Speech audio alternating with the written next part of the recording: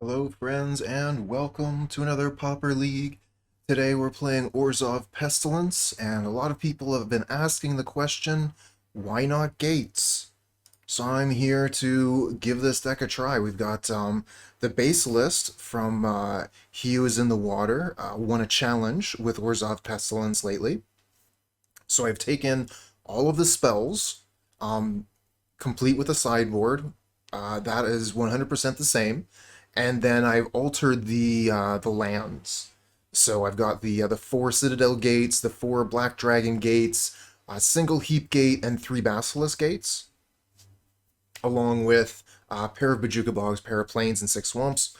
And we're going to try that out and see if this mana base is worthwhile. We are missing out on a little bit of life gain from the Crossroads. We're also missing out on the Karoo lands, which are actually very effective in allowing us to create a lot more mana in the late game. It's a little bit of card advantage, being able to like bounce a swamp or Bojuka Bog back to hand and then replay the land. So 2 lands kind of in the end turns into 3. And anyway, I'm excited to give this list a try. I wanted to try this list a little while ago, but I got into the whole gates thing and figure why not bring the two together and see if this deck has legs with the gates. Let's go. Yeah. Oh man, this is actually really slow. Oh no. I was like, I saw, oh, we've got like all of our colors, probably fine. Hold on a second. I should have taken a little bit longer. We're actually doing nothing with this hand for turns and turns and turns. All right, well, we're stuck with it now.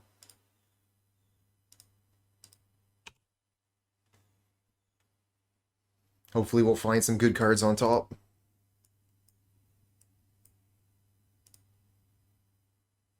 Yeah, that's true, that's true.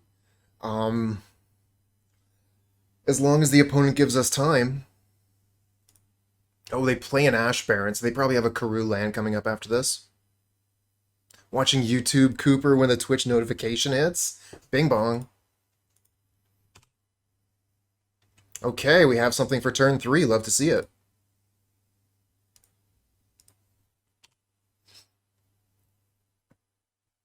And we're pretty confident that they're playing a Karoo land here, so I don't think they're going to have anything available for their turn 2.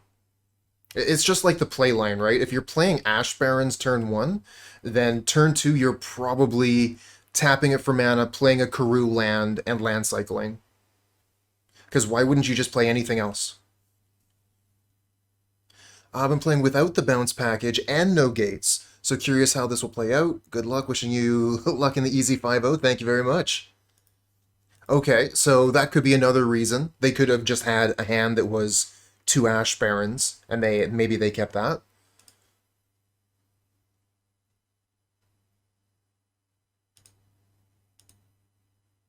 Okay, okay, that's fair. They can always get this back to hand with a Karoo later.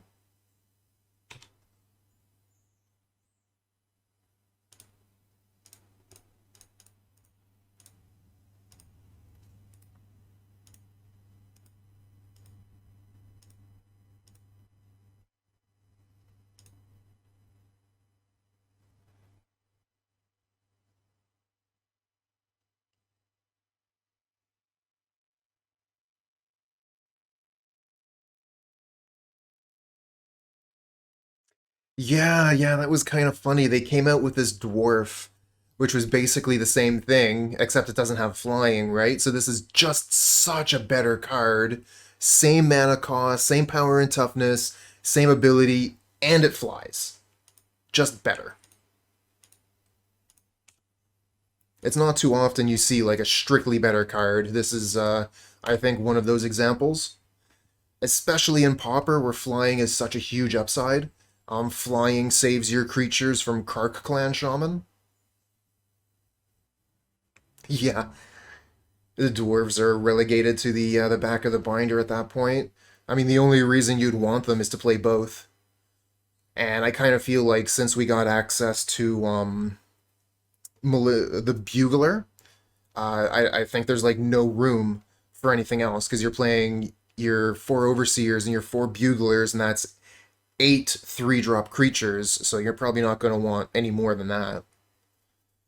And I'm not playing Bugler in this deck, I'm just saying, like, if you were looking at a deck that could potentially play this and the Dwarf, well, you would be playing this and the Bugler, not the Dwarf.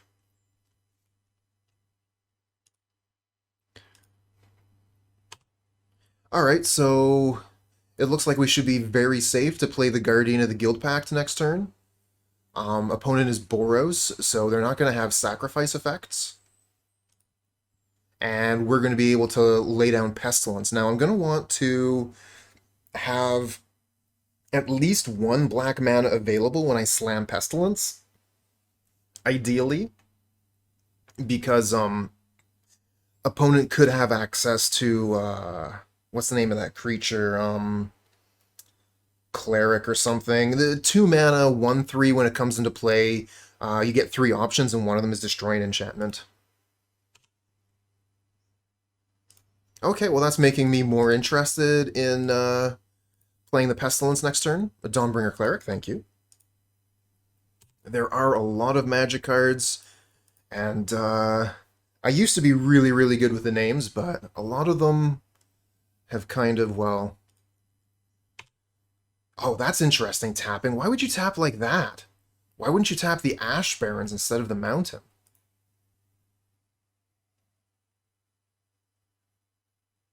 Okay, okay. There's the Karoo land. So tap the Ash Barrens for mana so you can cycle it. There you go. Yeah, Dawnbringer Cleric is a fantastic card. Gains you life. If you're up against burn. Killing enchantments is actually really good in Pauper. Because you can get rid of makeshift munitions, which is just a really, really good card. And then, yeah, it has great toughness as well, so it's going to be a great blocker. Alright, I kind of like just slamming Pestilence here since we have a second one. We could slam a second Guardian of the Guildpact. That would also be fine. But I think the slamming the Pestilence has a higher upside. If we're able to untap with it, then I think we probably just win the game.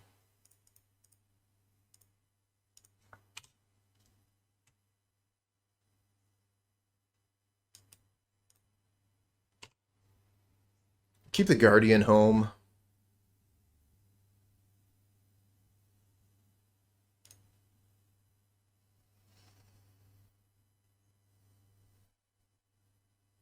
Also, Squire can actually grab a Pestilence from the graveyard if we want. So that's pretty cool. Alright, we're going to block the Thraben Inspector here.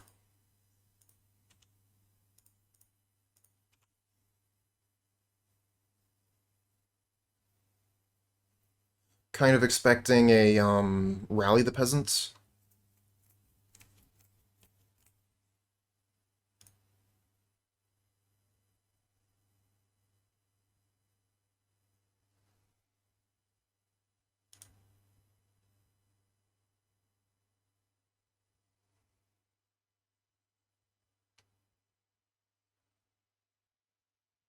Yep. So we're going to take 6. And we're going to have to be really careful about getting burned out here. Opponent could absolutely just start throwing lightning bolts at us. They've already used 1, so 3 more, 9 damage from bolts. Thoughts on Ephemerate and Pauper? Of course, not advocating bans, etc. Just more curious on other opinions on it. Feels a bit too out there in a power level. Ephemerate is my #1 card on my ban wish list.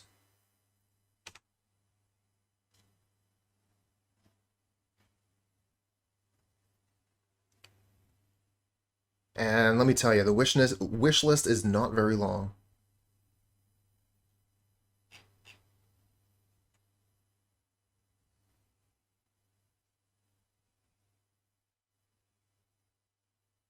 Yeah, a lot of people feel that Ephemerate needs to go. We just have so many options for blinking creatures.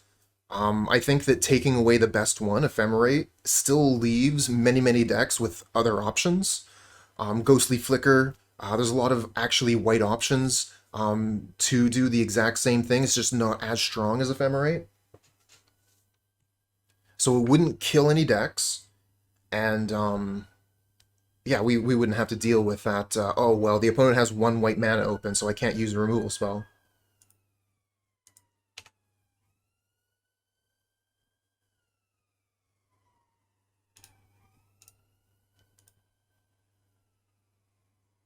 Gonna use this while they're tapped out, and they just scoop to the Pestilence activation. Love it. I mean, they have one Strands in the yard, but they're tapped out, so not like they can use it. If they had just left that Thraben Inspector back, why in the world did they attack with Thraben Inspector? Alright, so we're playing against Boros. Prismatic Strands prevent all white damage. That could be useful. Destroy all enchantments. I probably don't want to play that one. I don't mind Suffocating Fumes, another way to kill all their birds. And this gets around Prismatic Strands. Let's play that. I kind of like having some number of Lone Missionaries. I don't think Chainer's Edicts are very good, though. They just have so many creatures, I kind of feel like the Chainer's Edicts are outclassed here. Suffocating Fumes just seems like a way better option for that slot.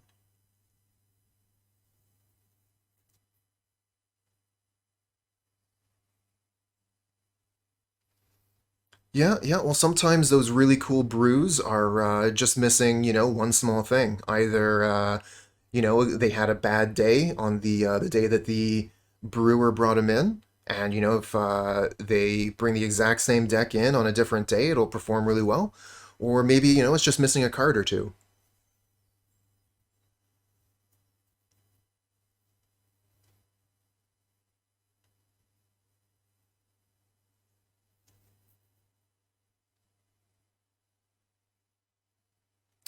So I want the Cathar Commandos. Destroy an artifact or enchantment against Boros. I think that's probably fine. Wouldn't mind having Prismatic Strands, though. And I think we'll play like this.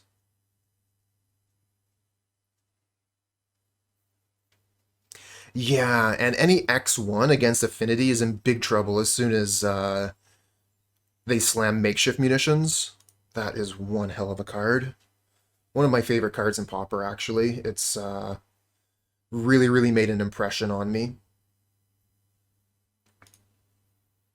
Not a huge fan of this hand, but I think it's good enough to keep. I wish we could hold on the Bojuka Bog. I mean, I guess I can. Let's see what we draw, because I could just play Thraben Inspector first.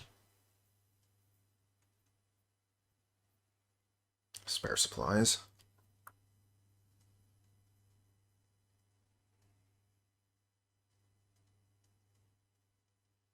I mean, regardless, if I play the Bojuka Bog now, turn 2, I play the Plains, play the Thraben Inspector, I'm still wasting a mana. I'm going to play the Thraben Inspector and hope that we draw a land from the top of the deck. Because Bojuka Bog's actually really good against our opponent. So if I can play this and actually have the ability do a thing, I'm into that.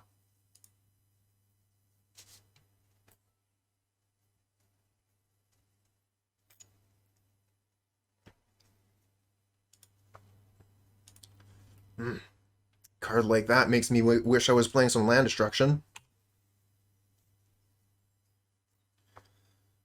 Alright, I have no worries about the clock here, so I can ramble on to my heart's content. I think we just play Bojuka Bog pass here.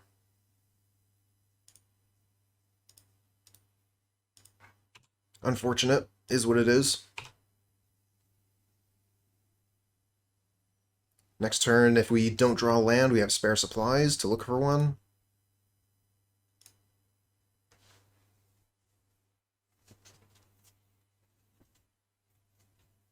Hey, thanks for the follow, friend.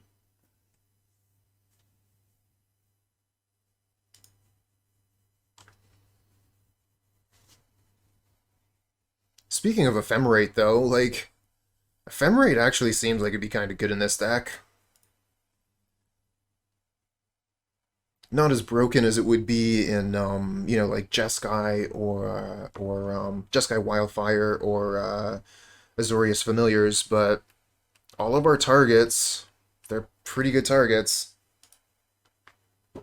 Oh man, Faithless Looting? This is exactly what I want my Bojuka Bog for. What are they going to discard here?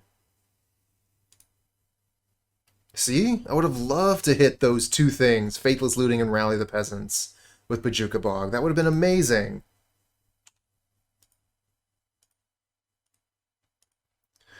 Yep, okay, don't really care what your life total is.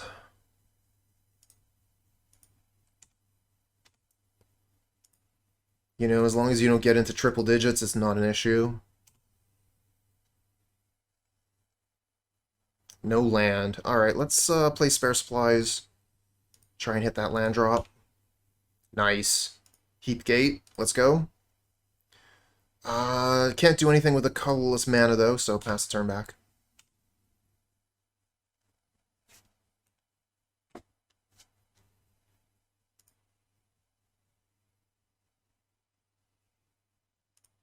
Ah, Battle Screech. Okay. So we're really looking for Suffocating Fumes off the top here.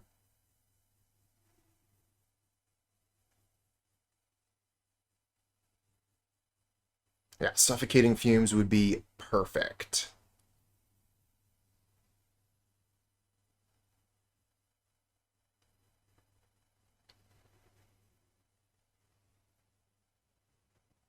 Nope. We did get the land, though. So, let's see here. We have a single black mana. So I'm thinking Lone Visionary and then cast down a bird.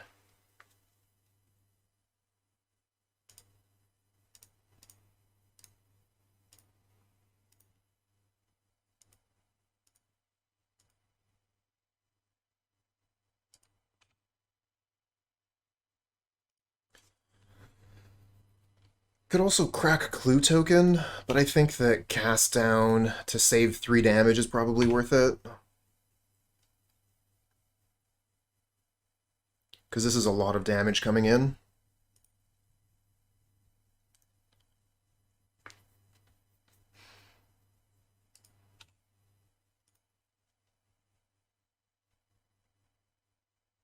Goes gets Mountain, plays Mountain. Nice basics.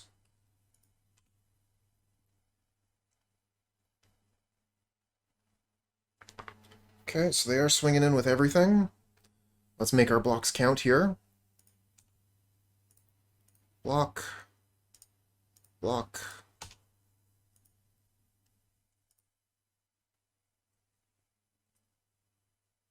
And here comes Rally the Peasants out of the yard.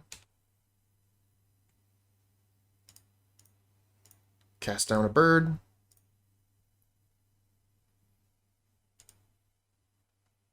So I'm looking at taking 9 and killing 2 of their creatures here. Still at 15. Not too bad. Another Lone Missionary.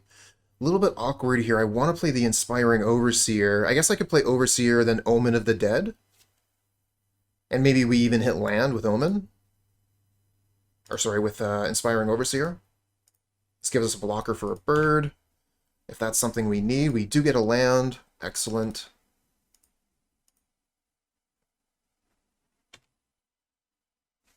Question is what to grab with Omen of the Dead. We already have a Lone Missionary in hand, but I'm thinking that extra life gain wouldn't be the worst thing.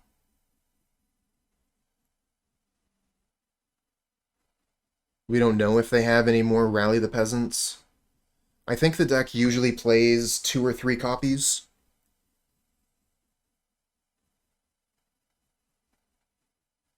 On the other hand, getting Omen of the Dead for Thraben Inspector would give us another draw to draw us towards Pestilence.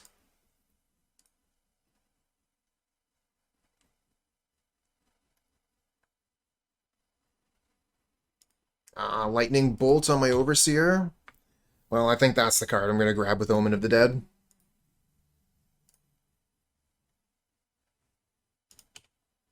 Alright, just taking 3 here. I'm going to hit 0, which will take me to the end step.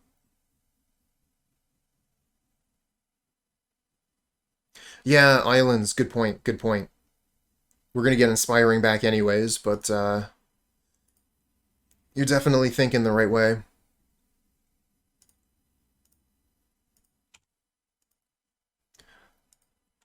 Gain life, get a good blocker, get a draw, all in one.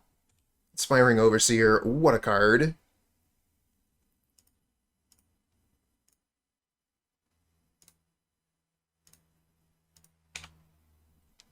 Guardian of the Guildpact.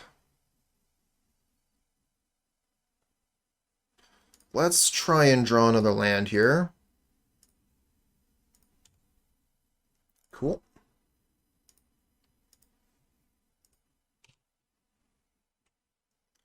Have all of our gates except for Basilisk. I mean, one of each anyway.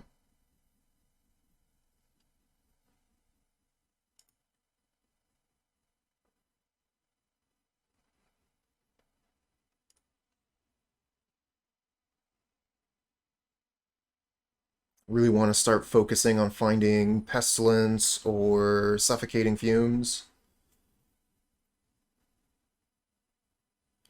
I guess we could play Missionary Thraben Inspector and still have enough mana to crack a clue or cast down.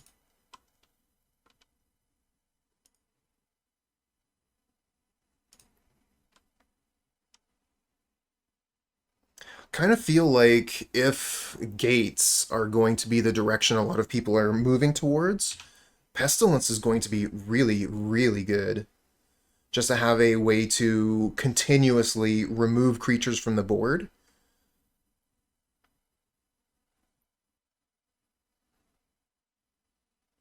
Because that's one of the big problems with Basilisk Gate, is that every creature becomes a must-answer threat.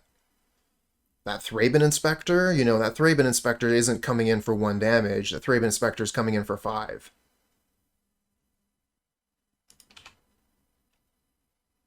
I want to pull this out here so we can get a better look at what the opponent's graveyard is looking like. So they have a Lunarch Veteran, bunch of Faithless Lootings, and that's it so far. Okay, so nothing too important in the graveyard at the moment.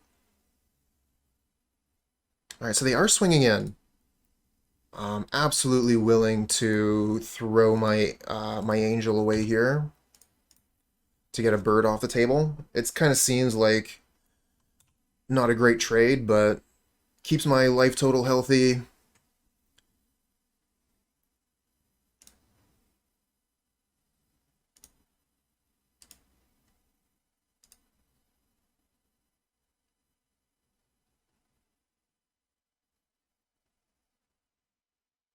I still have 4 cards in hand.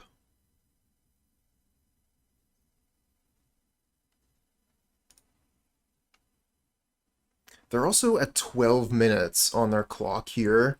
I think that at their current pace of play they can't win. I think they have to play a lot faster if they want to have a chance.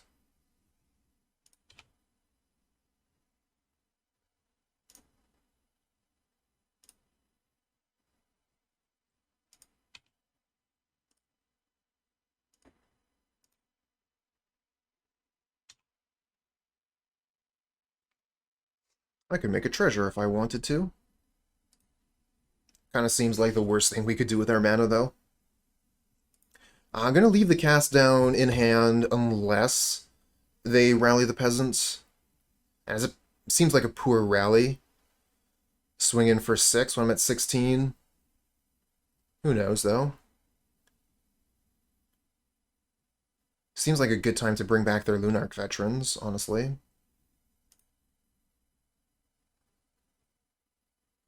Okay, opponent agrees.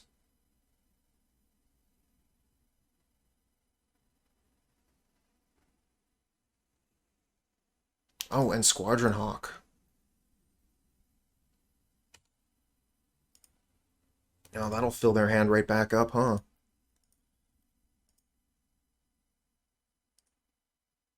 Oh, actually, one of the Squadron Hawks is over here, so they're only going to get 2. Once again, we find Pestilence, we're laughing. I think I might just crack the clue here, honestly. Really try and find one of the cards we're looking for. Pestilence or Suffocating Fumes. So yeah, we'll just take the 2.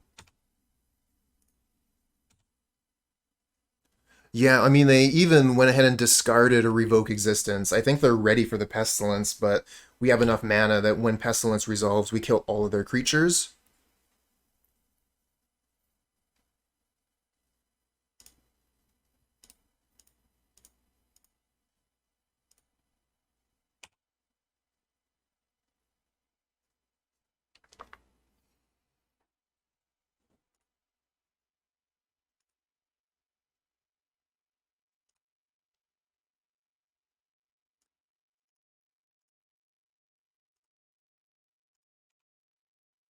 Damn.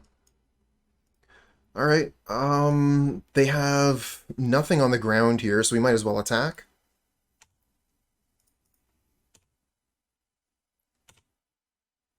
And we have a cast down for their Phantom here.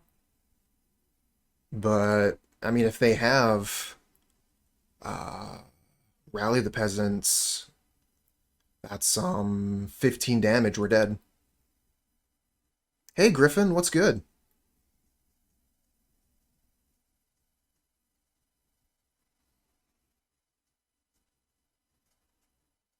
Phew. Not dead. Not yet, anyway. Discards another Revoke Existence in Sacred Cat.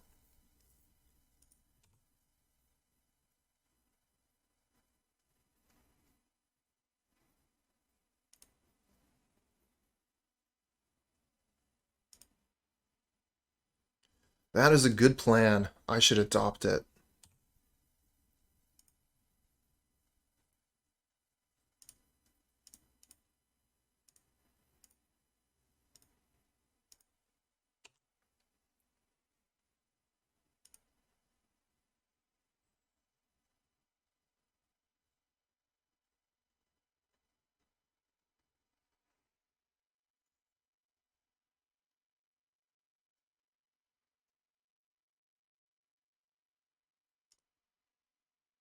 Another Phantom. Maybe a Sacred Cat too.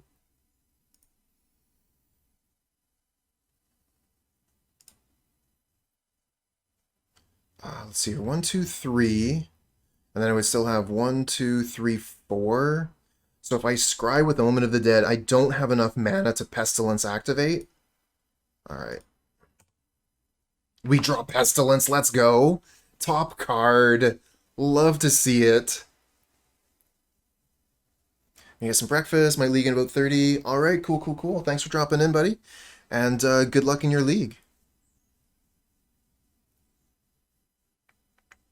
And I haven't forgotten about the preview window there. If you can stick around for a little bit longer once this game is finished, I can show you how I do that.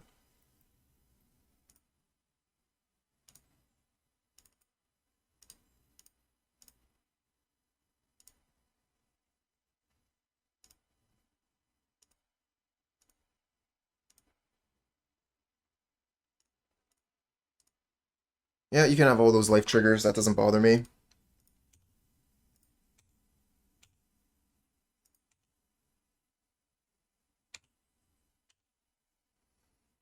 Okay, they did not lightning bolt the Thraben Inspector.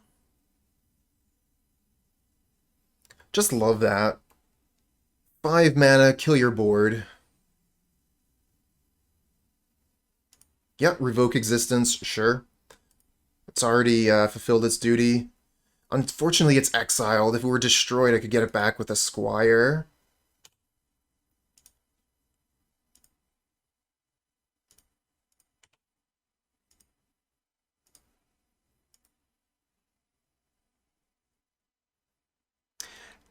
That is a very, very good art for Pestilence. I also really like the art from, I think it's 5th edition.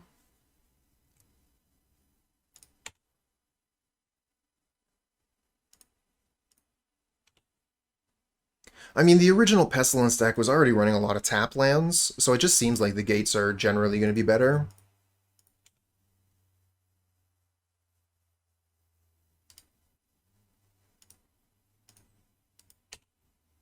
Alright, let's use our 2 mana to draw a card.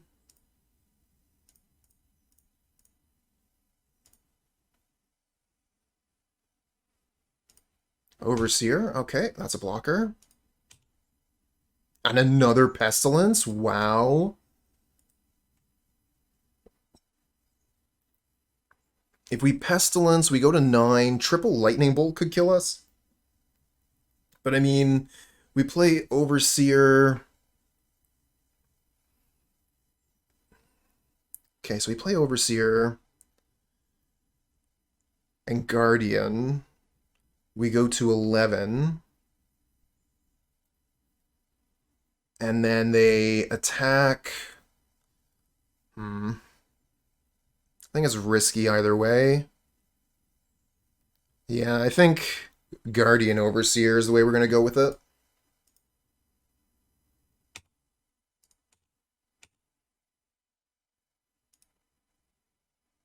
That's also better if we draw when we draw Basilisk Gate to get that Guardian down.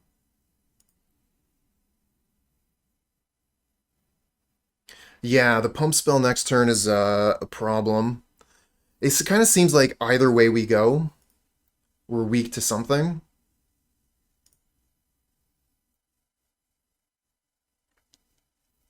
Yeah, and if I go Overseer, they bolt it and then go double pump. That's 10 damage, we're dead. So yeah, I think we're better off playing around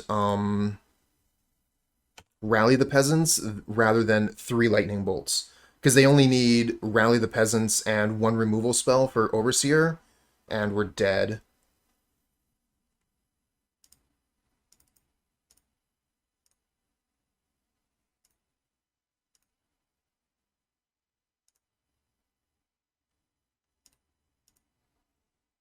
Um, I think I should probably use it now, so that they don't have, like, Prismatic Strands or something.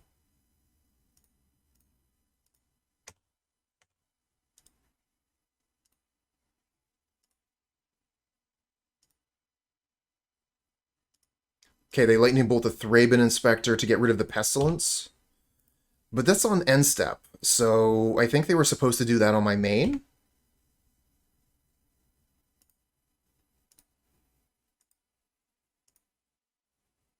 Yeah, so I still get to keep Pestilence, and now they have to... If they want Pestilence to get off the board, they have to play no creature this turn. And then I can get it back with Custodi Squire. This is working out pretty well.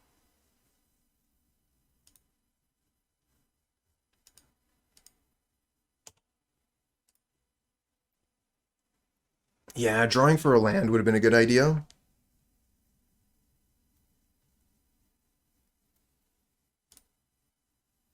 I mean, this does bluff removal spell.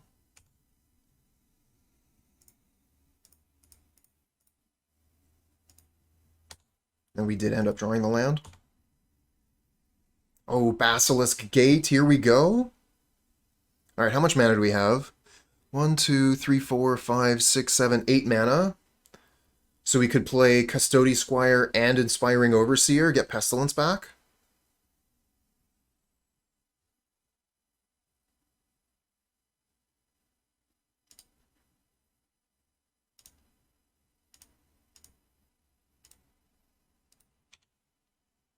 Another Basilisk Gate, nice. We're going to be doing some mad damage next turn.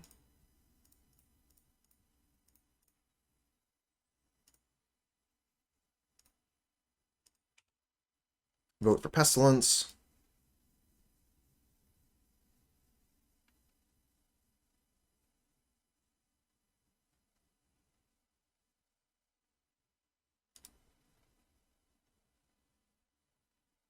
One, two, three, four, five, six. So each Basilisk Gate gives +6.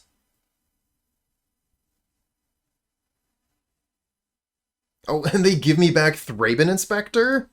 Hilarious.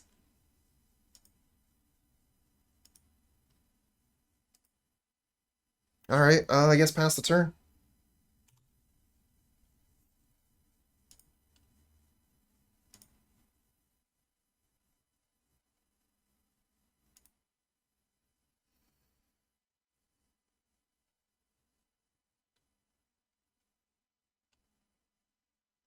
Okay, Battle Screech.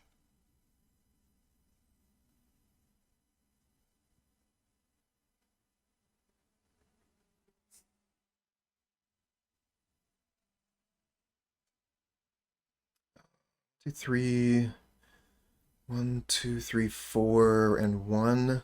So I can activate Basilisk Gate on Overseer, play Pestilence, activate Pestilence, and still have a mana left over to play Thraben Inspector.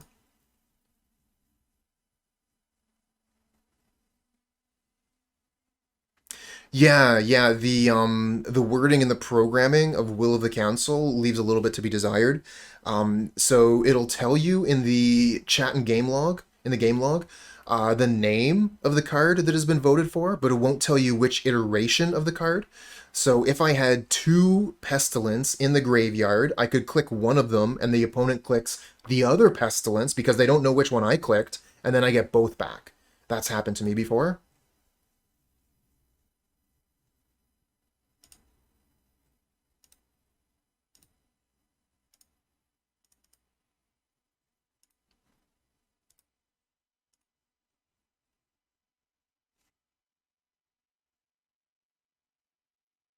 Okay, they're going to Lightning Bolt the Overseer. That's fine. Lightning Bolt that's not going for my face. Fantastic. And they've used 3 Lightning Bolts now, and they're going to concede. I mean, they know that I have Pestilence in hand, so yeah, that's a scoop and a win for us. Not a huge fan of this hand. We don't have the colors we need. We just have black and Edict. We don't have any white mana for Thraben Inspector. That's those 2 Basilisk Gates. Well, that was bound to happen sooner or later. Okay, then we have all of our colors here. Let's keep this. We'll get rid of one of our lands. I think we get rid of the plains because we want to have maximum black mana for the Pestilence. Opponent is also on the mulligan here. Makes me feel a little bit better about my choices.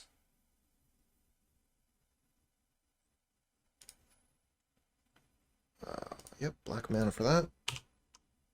Obsidian Acolyte. Protection from black. Yep. And it gives another creature protection from black. Very good. Oh no. Desert. Are we playing against fog here, I think.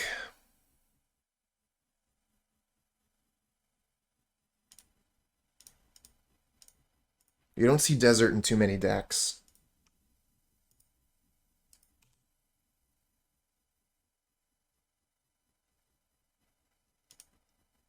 Oh yeah, Edoxy, the new cleric is fantastic, but I mean it's half the life gain, right? So when you're playing against burn, you want, maximum life gain, I think.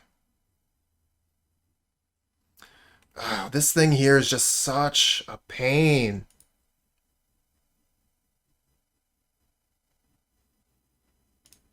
Oh well, we can get through that with Basilisk Gate later.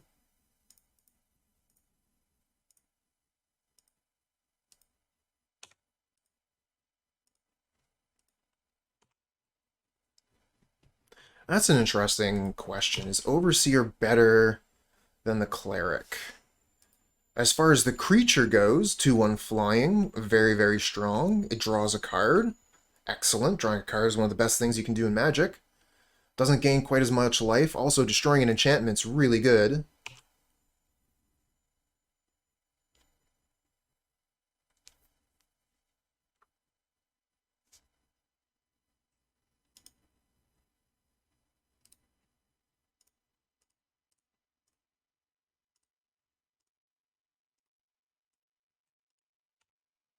Alright, take 5. Love those Basilisk Gates. Without it, this desert would be stonewalling all of our creatures.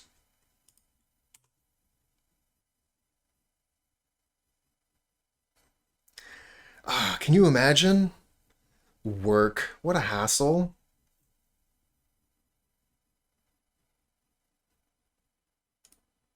Play another gate. And they're going to have some kind of fog effect here.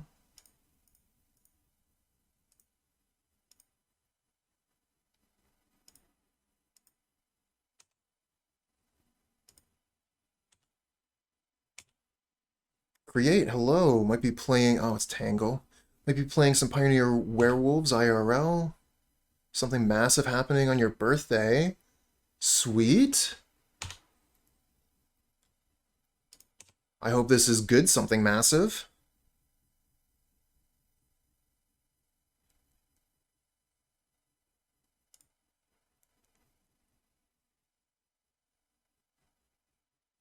Oh, wow.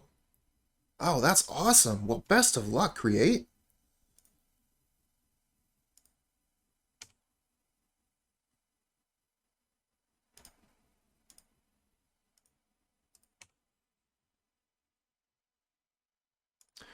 Alright, nothing else to do. Pass the turn. And I'm going to F6 through the opponent's turn here. I'm going to have to start playing quite a bit faster here. Looks like our opponent is a quick player, a lot of confidence.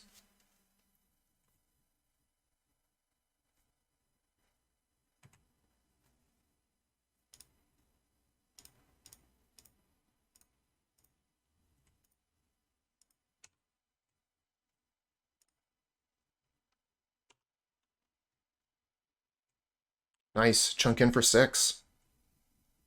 And we cast no spells, so weather's not going to be all that great.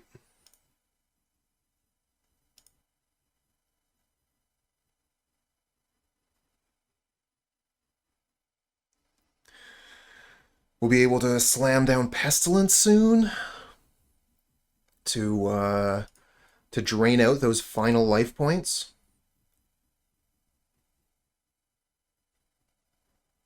We do have to be careful though. Pestilence will kill our creatures, so we could like activate Pestilence once during their end step and then untap and activate it some more.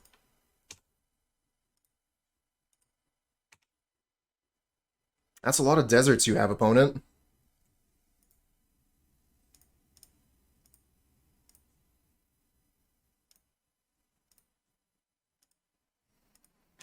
Can't beat a 6/5 with deserts.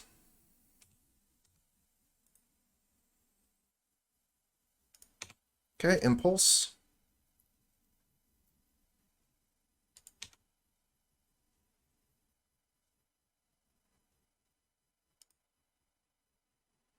Come on, come on, do the damage. Yeah, they go down to 3? Okay. They have a blue mana. Guess they could have some form of counterspell for Pest. Let's go ahead and slam it anyway.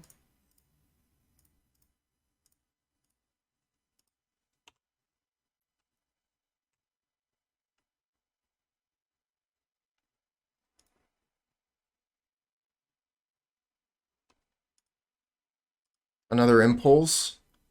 Alright, I think they're going for Weather here. It is going to be a good Weather. So we're going to need to chonk in for some more damage with Basilisk Gate here. And I can F6. Almost caught up on clock. This is a matchup that could potentially go on for a very long time.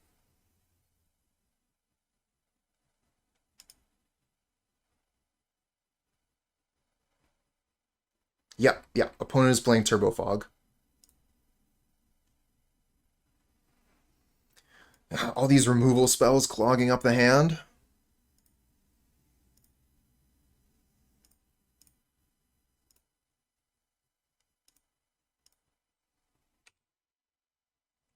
Alright, attack for 6. Could attack for 8, 9, 10, 11, 12. That's not lethal. I'm not going to lose my missionary here. It would also be worse to attack with both versus Tangle. Alright, we're in for a long one here. They found their Moment's Peace, which is like double time walk.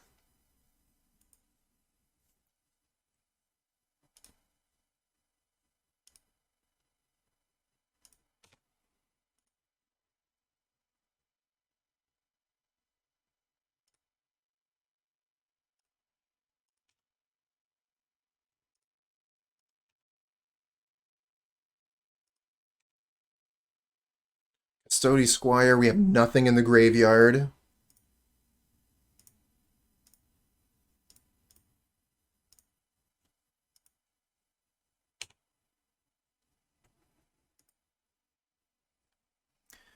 I think it might be worthwhile to attack.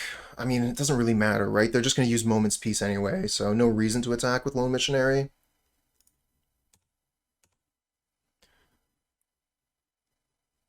The big butt definitely seems pretty nice, but it's a burn meta. So the extra life could be very necessary. It seems poor in this matchup, but could be important. I'm thinking about losing the Missionary and just going in for Pest for 4 right now.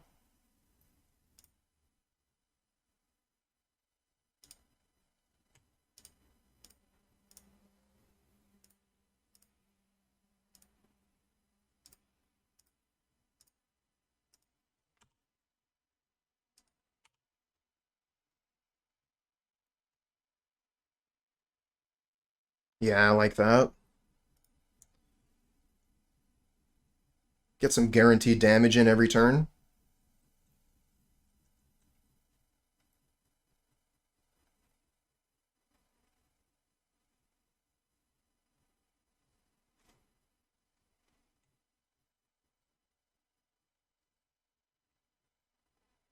And we wouldn't be able to be doing anything in this game if we didn't have Basilisk Gate.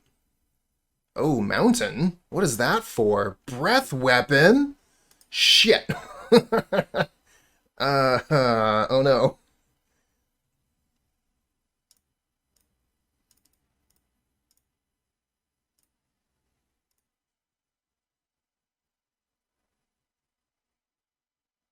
No, not a counterspell.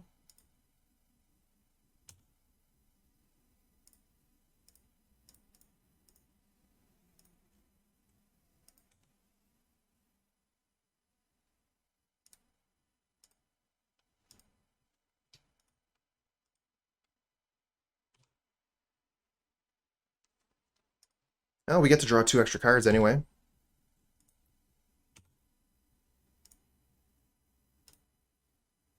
Another Pestilence. Awesome.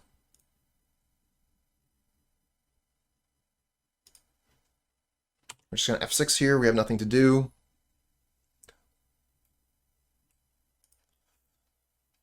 I like the Breath Weapon. Great choice.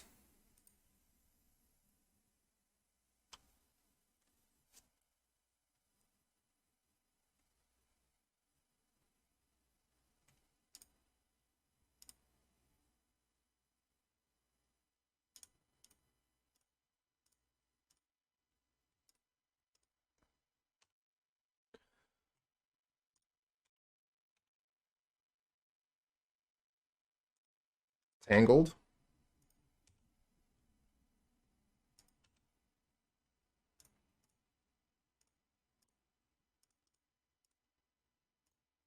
Try another Pestilence. We got it.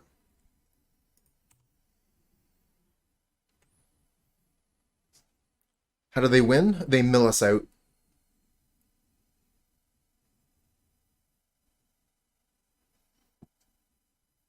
We haven't seen the card yet. I'll point it out as soon as they play it.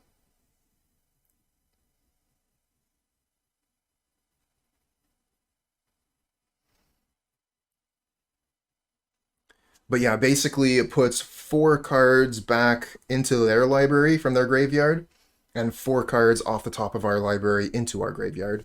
That's the one. Stream of Thought.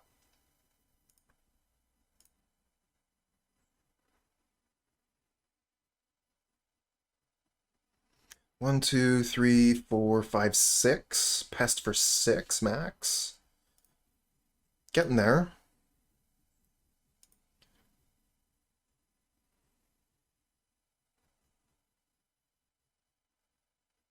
And this is Tangled.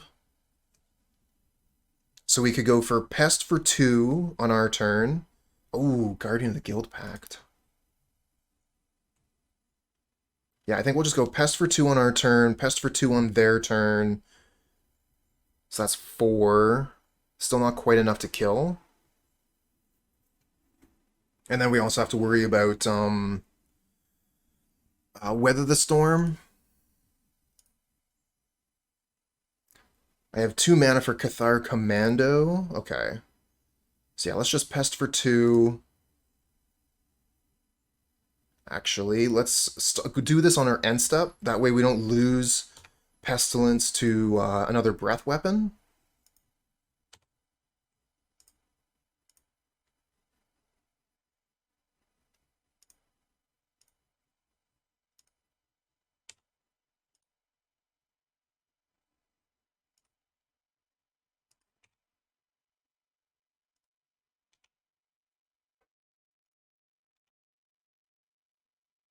Still pretty close on clock here.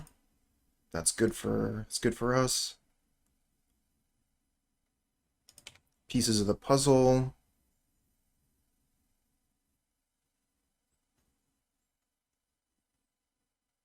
Oh, they finally found Stream of Thought.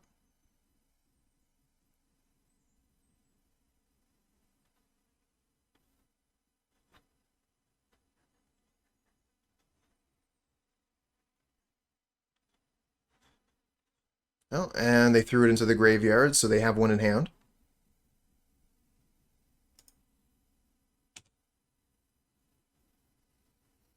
All right, let's go for Pestilence for 2.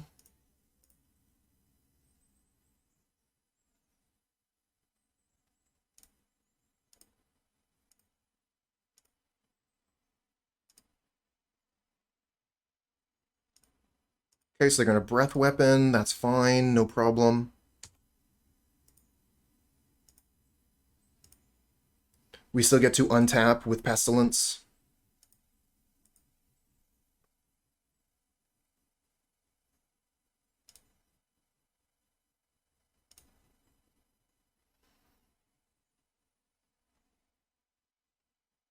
I think this is going to be Weather. Oh, Moments. Oh, Moments Peace so they can Weather. Arcane Denial, their Moments Peace. Oh, wow. So much stuff going on. And then Weather for a huge amount of life. Okay, good job. Back to 23. But they're tapped out now. Alright, so let that resolve. Pestilence 2 more times.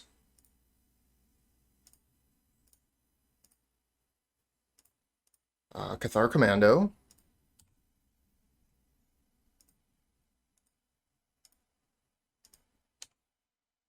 They draw 3 cards.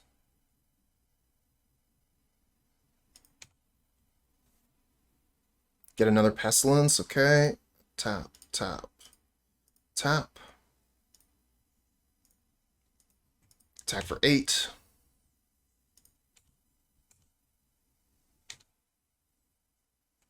And activate Pestilence a bunch.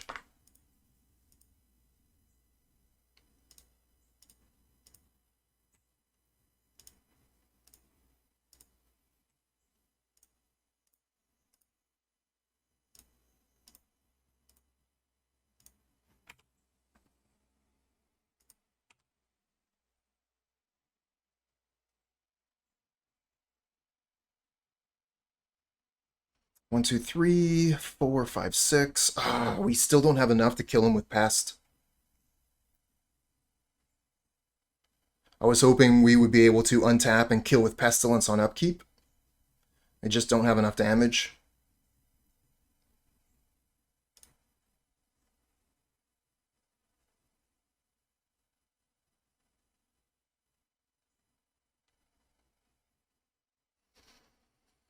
I guess if we draw Swamp, we can kill. And that's only if they don't have Weather.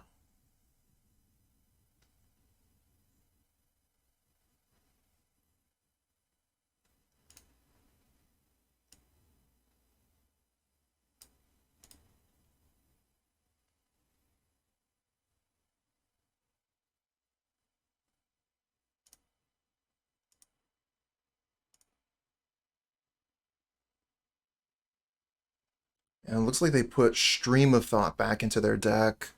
And no, not the Tangles. It looks like maybe one of the Weathers.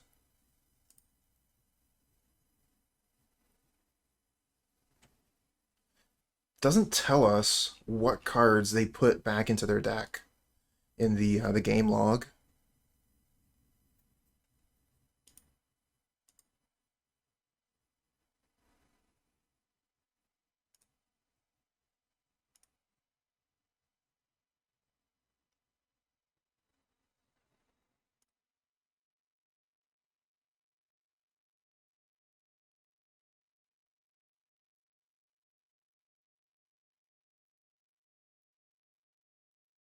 I don't like them tapping out here.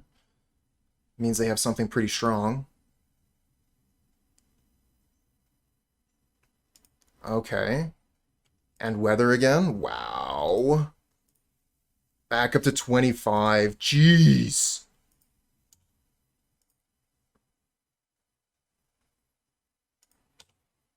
If only we could mill them. They have 3 cards left. If we get anything from the graveyard, is that any good? I don't think that getting anything from the graveyard is better than just attacking.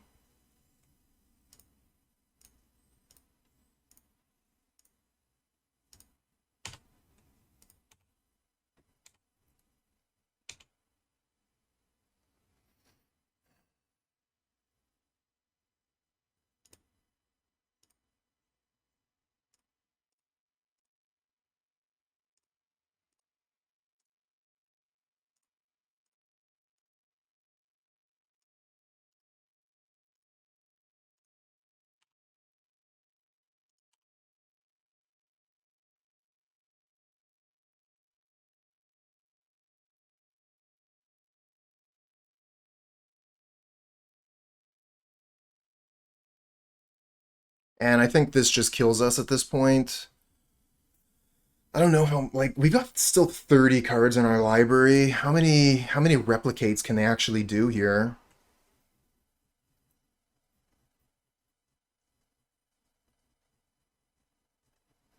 Well, we're F6'd, so do your thing, opponent.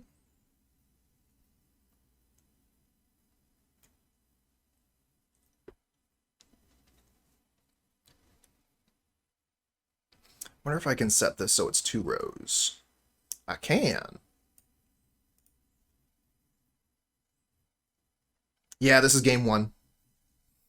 We're ahead on clock, so we might be able to win through time. Winning this game is going to be pretty difficult, especially with the 4 dead cards in hand.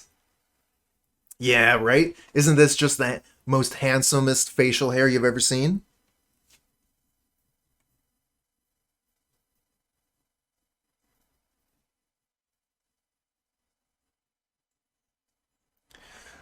The parents unfortunately have to wait a little bit longer. Wasn't able to see them this weekend. I will see them next weekend, and I will still have it, so we'll find out then.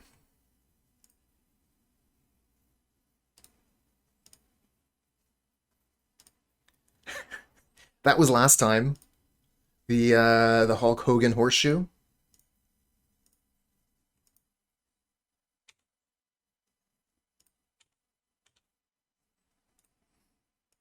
Yeah, Moment's Peace. Can't really use Pestilence anymore, I'll die. I guess I could get back,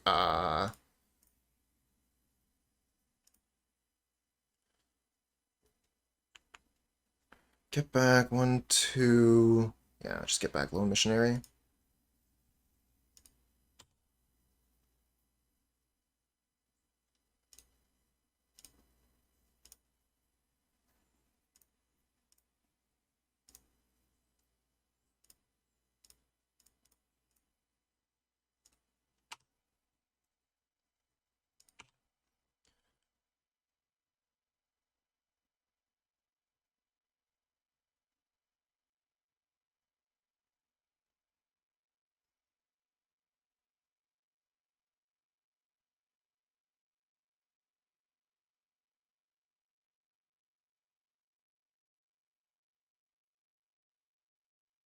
Opponent's deck is really strong. Or Weather the Storm's main. Gotta be pretty good in a burn meta.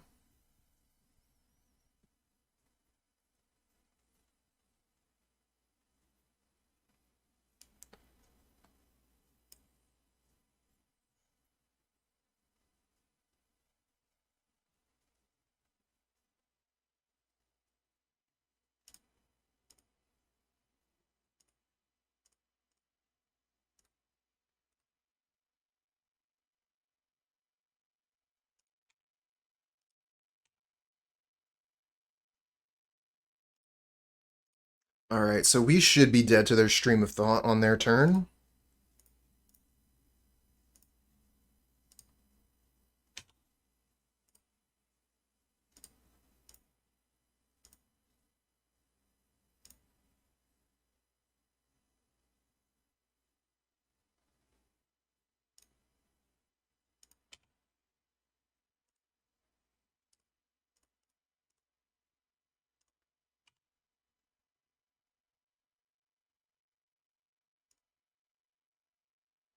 They've already prevented the damage.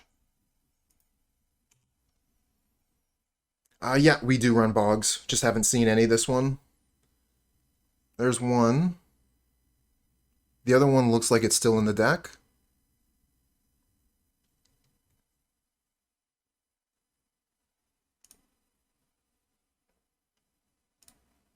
Yeah, there's no reason to stop on upkeep. We don't have enough swamps to kill them.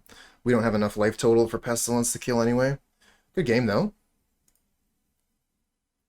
Alright, so we're taking out these cards. I'm going to bring in this. Wow. Yeah, our board kind of sucks, huh? This cycles, so we'll bring this in.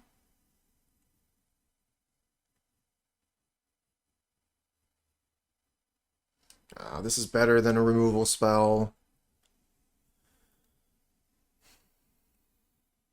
And nothing else really does anything.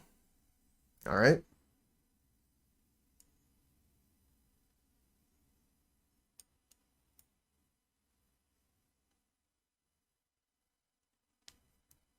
No, they don't have artifact lands. Yeah, I'm going to keep the edicts rather than the cast downs.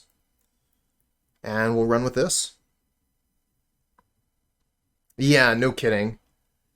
The sideboard is definitely not for Turbo Fog. Although the OG Shinobi seems like it would be really good against them if it can ever get a hit in. Okiba-Gang is pretty good at taking care of opponents' hands.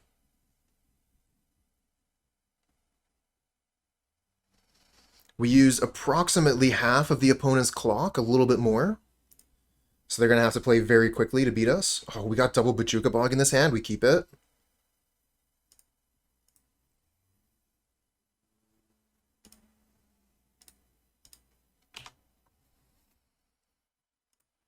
We're going to have to wait, though. These are going to have to sit in our hand for a long time.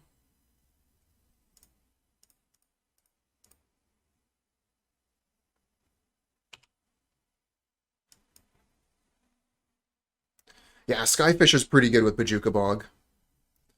Although we're probably going to use it to bounce these spare supplies, get some more draw, get some acceleration. Another land.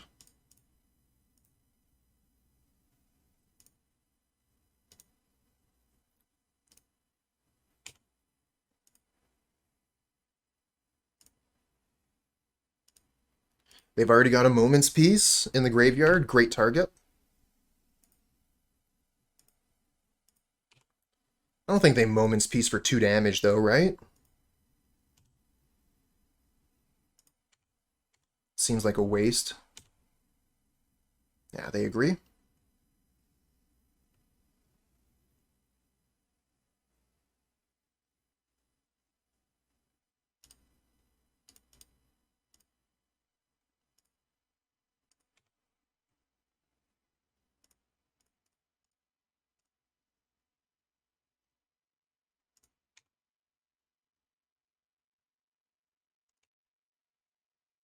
Alright, we've already played our land. I'm going to F6 here, and then we'll just return the spare supplies.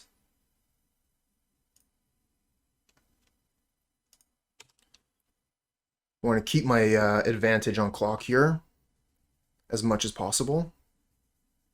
And a Pestilence, nice.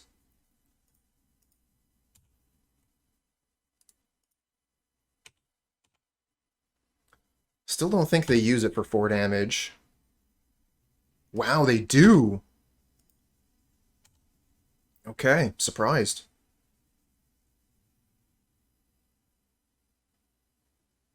I think we're going to play Pestilence here.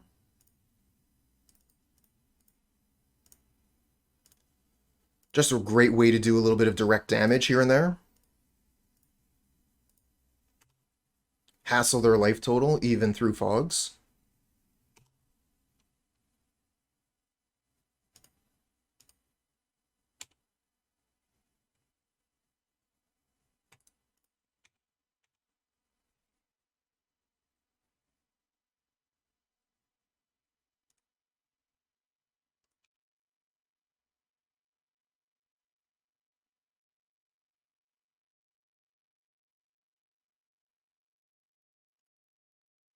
I think they're considering one here.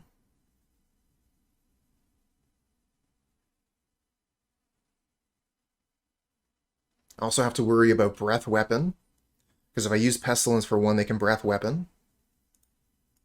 Oh, it looks like they do have Breath Weapon here.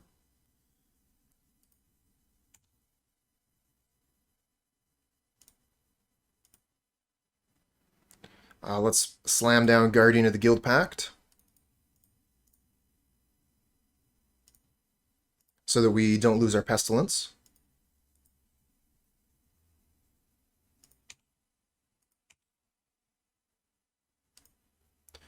Bojuka Bog's not really a good get right now. We don't really get anything. I think I'm just going to hold them.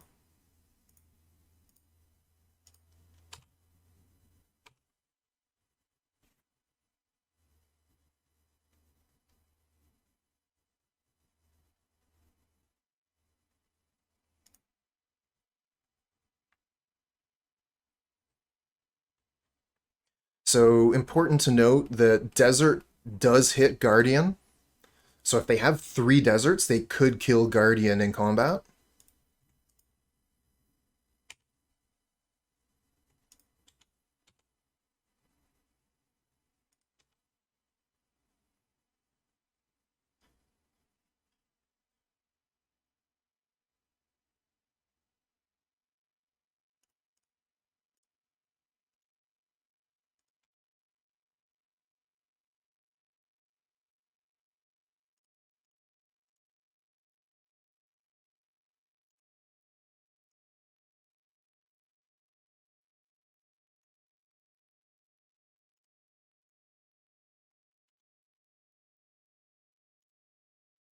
Yes, indeed.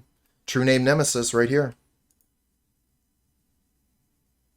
They don't have any red mana right now. I'm going to activate the Pestilence for one.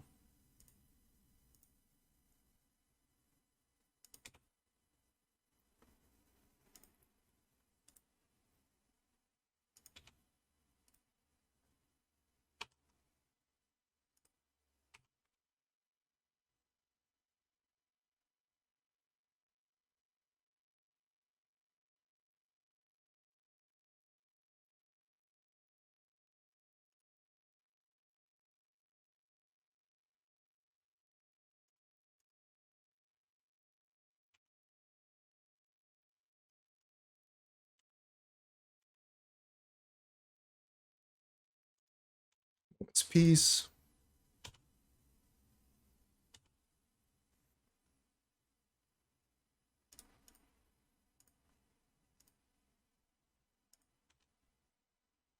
Another Pestilence.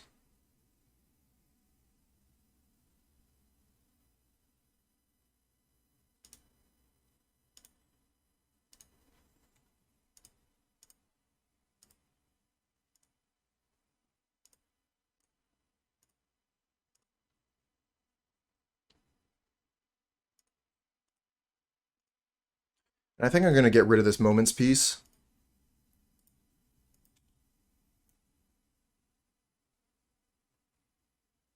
Friggin' Breath Weapon.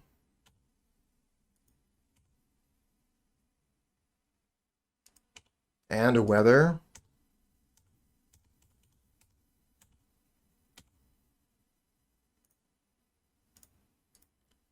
Alright, let's take your cards.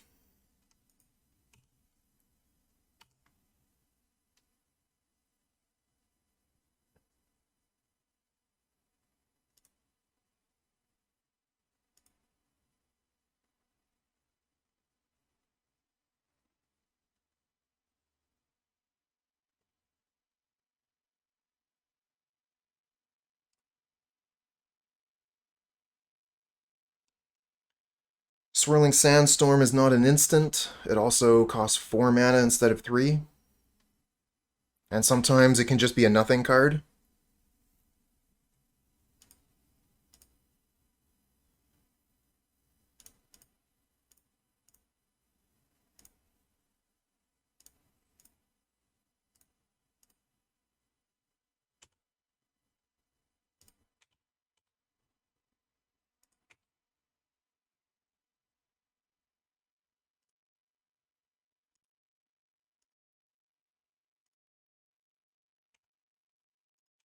Oh, it also doesn't hit flyers? That's good to know. I forgot about that.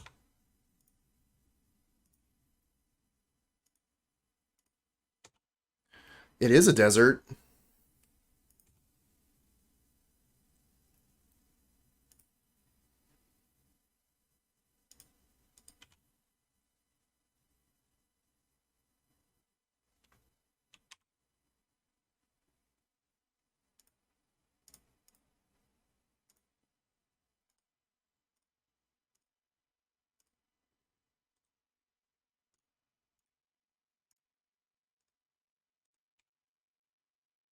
I was kind of hoping for a Basilisk Gate, to be honest. Guess we could draw a card, try and find another one. Try and find one. Still no Basilisk Gate.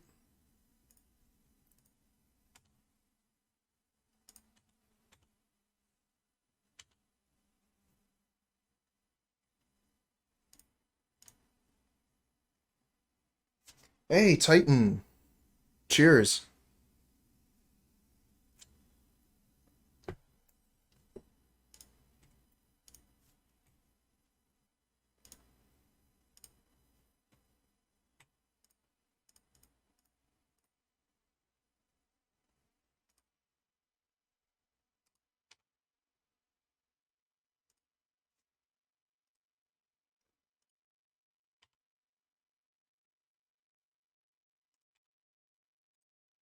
Yeah, we can Omen the Kor Skyfisher, return Bojuka Bog, replay Bojuka Bog.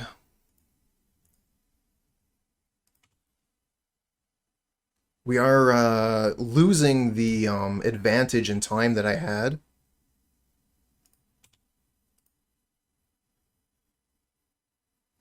I mean, it is a beer mug, but I have mostly water and some pomegranate lemonade in there.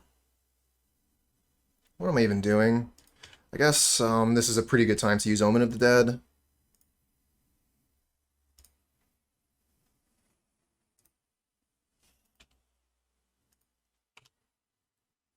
And now we can just have 6.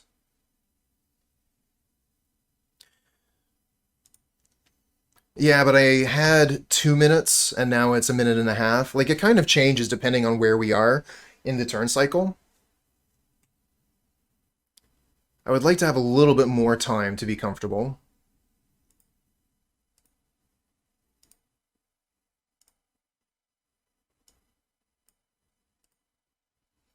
Yeah, opponent's playing Turbo Fog. Oh, they have the third desert. Now I have to watch out for Guardian of the Guildpact.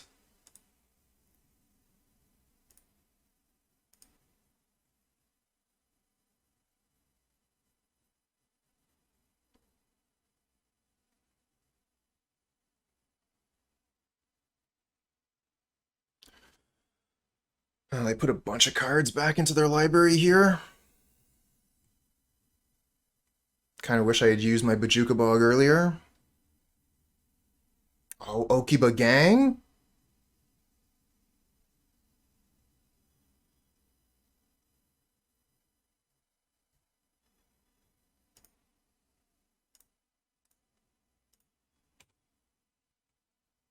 Oh wow, they just let us hit it.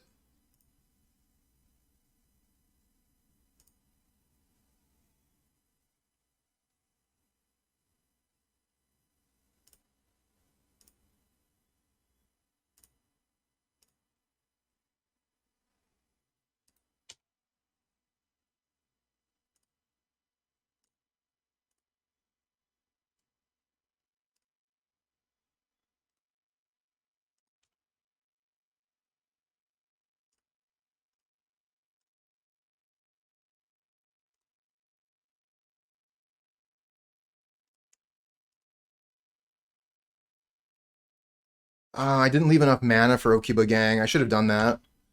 Because, yeah, they can't ping until after the Okiba-Gang has already dealt damage.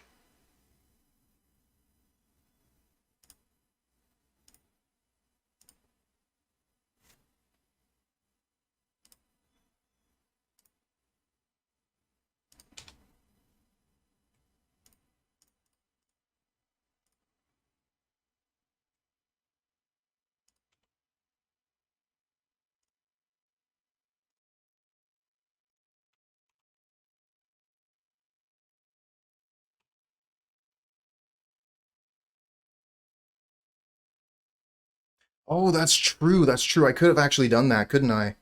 If they triple ping, then I could replace it with Okiba-Gang. Okiba-Gang doesn't get the ninjutsu going on at that point, but I would get to save my Guardian of the Guildpact.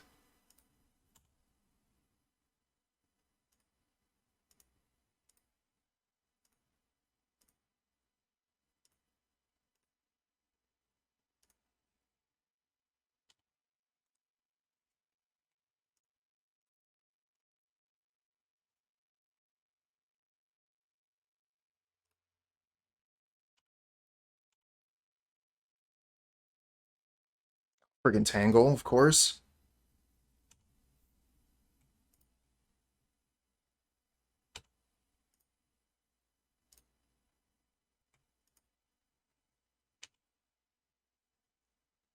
They don't bother to desert.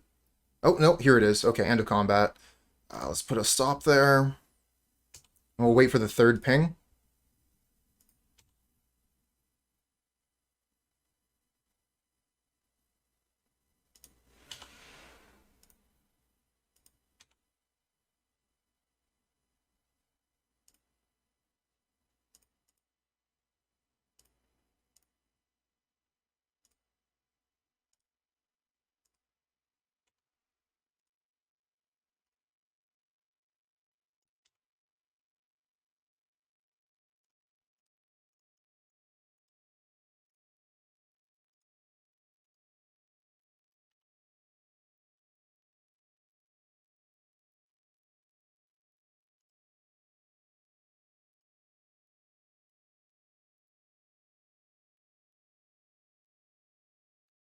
It's, I mean, there's almost no reason to ever do that. That was pretty much the one reason.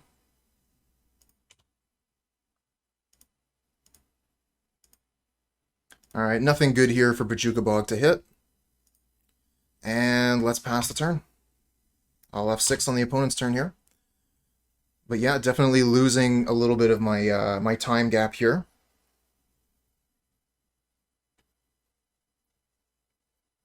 Red mana, I was absolutely terrified they were going to go for like double breath weapon or something. Pieces the puzzle into 4 lands and impulse. No, it was double impulse and 3 lands.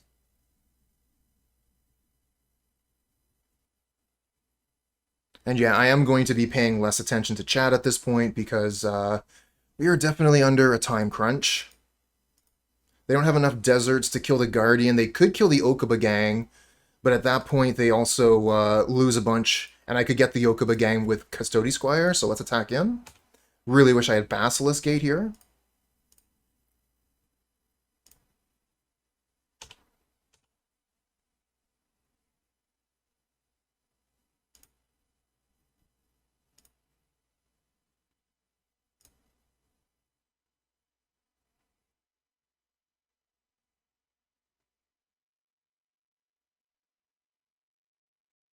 Okay, they behold the multiverse.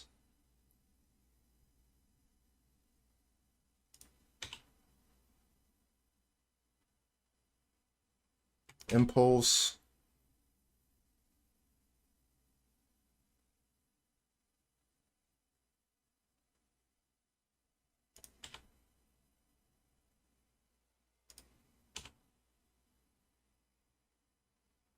Okay, Okiba-Gang hits. They have to discard 2 cards.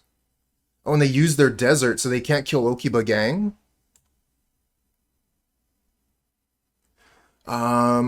Nothing in the graveyard I want to take, so I think we just pass the turn here.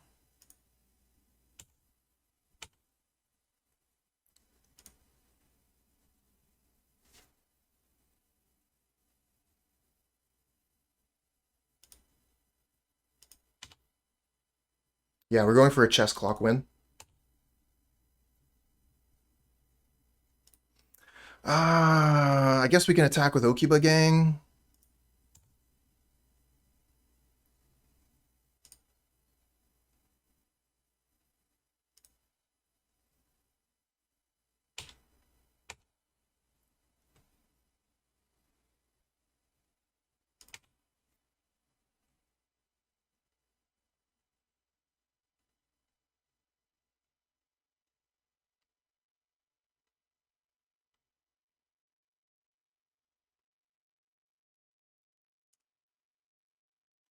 Shame we didn't find any Basilisk Gates this game. Definitely short on gates. 1 Basilisk Gate in the graveyard. Actually, could we get a land here? No, this doesn't get lands.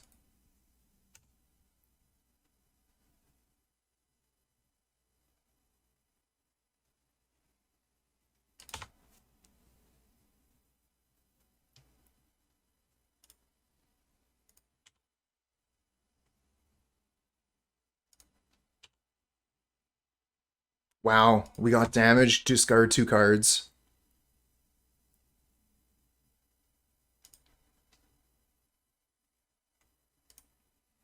Okay, end of combat. I gotta take that stop off there. I don't need that anymore.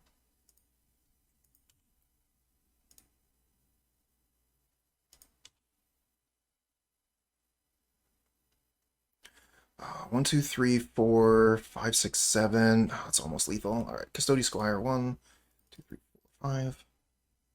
Get back Okiba-Gang.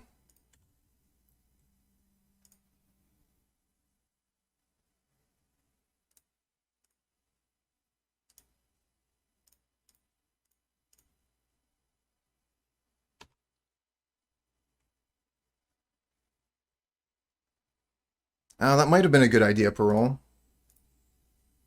I was looking for targets. Maybe I should have just been looking at, like, what we could potentially take away from them, which is all that graveyard, all that real estate.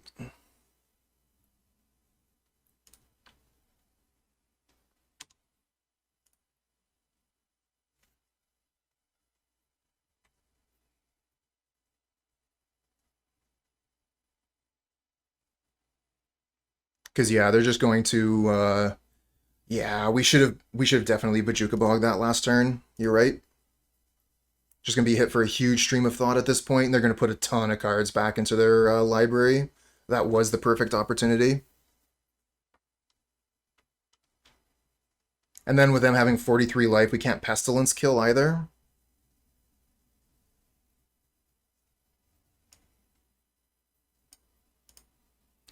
Kind of disappointed in that. Way to lose the game.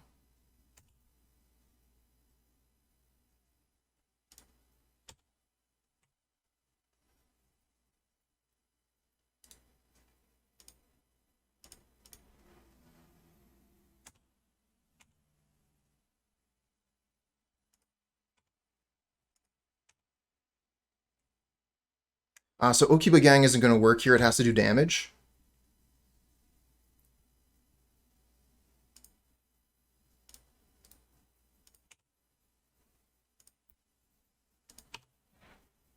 Although I guess I could have returned a Kor Skyfisher, which could have returned a Bojuka Bog.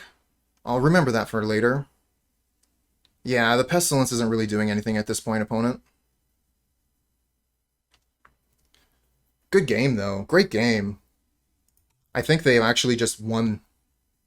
Yep, and that gets all my cards and before they time out. Really well played.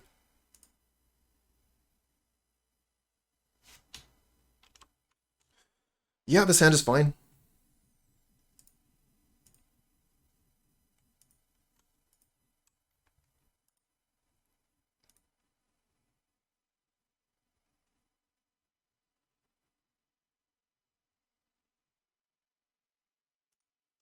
Ooh, Ice Tunnel.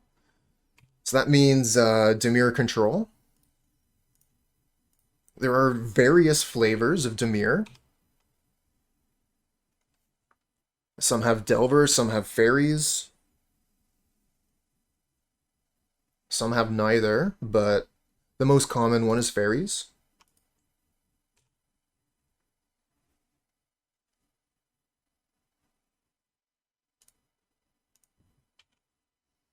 Let's attack in with Thraben Inspector here, play Lone Missionary. I would really like to play Kor Skyfisher. Oh, you know what they're probably going to do here? They're probably going to play Spellstutter Sprite and make a Ninja. I'm going to play Kor Skyfisher here.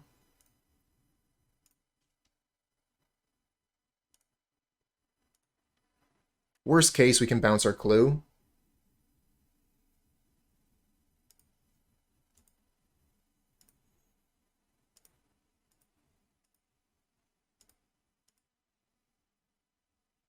Okay, they counter it, so we don't have to worry about Ninja coming at us this turn.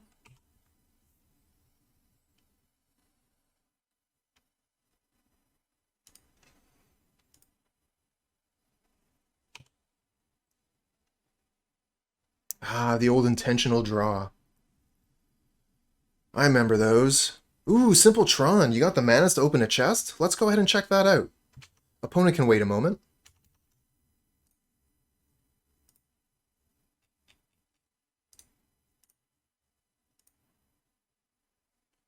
Okay, 5 play points. Herald of Anguish, the 7 mana 5/5 with Improvise. I played this quite a bit in Standard. This card's awesome. It has flying, and it says at the beginning of your end step, each opponent discards a card, and for a mana and a generic, sacrifice an artifact, target creature gets -2/-2 until end of turn. This card is awesome. And then we also got this thing. Gadrak the Crown Scourge, a 3 mana 5/4 with flying. Gadrak can't attack unless you control 4 more artifacts. At the beginning of your end step, create a treasure token for each non-token creature that died this turn. Cool. Alright, let's get back into it here. So I'm going to want to play the Basilisk Gate. Maybe the Spare Supplies here.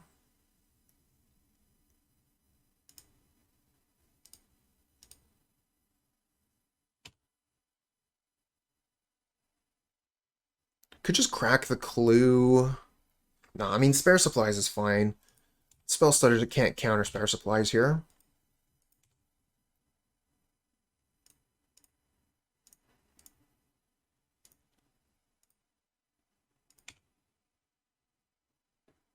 Another Edict. Okay. No land. And no Spell Stutter. Okay, so no Ninja coming down.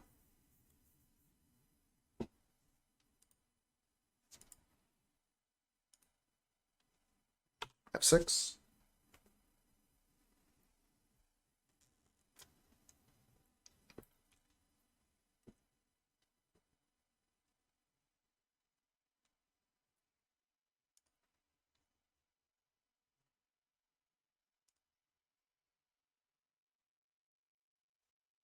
Play a 2-mana creature.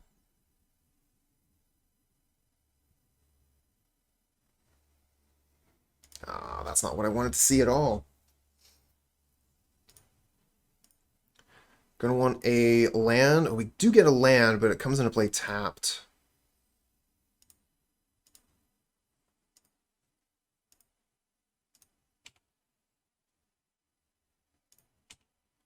I think I'm gonna play the Lone Missionary here.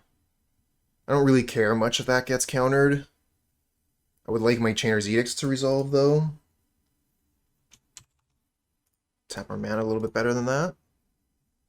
Clamigo, how you doing? Oh, it resolves. They just let that resolve no problem, huh?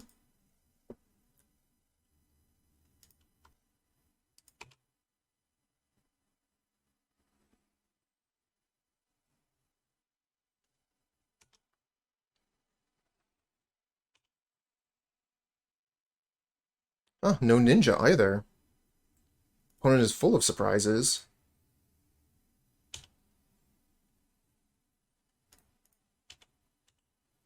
No spell stutter, no ninja. What do they have in hand? Oh, I would really like to resolve one of these Guardians of the Guildpact, so let's give it a shot.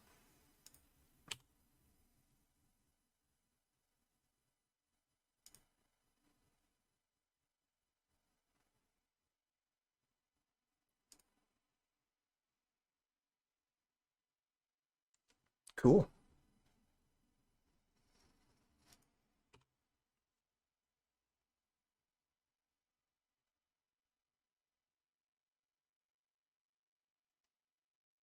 Any ninjas? This time they got a ninja. Okay. Well, we got Chainer's Edict to take care of that.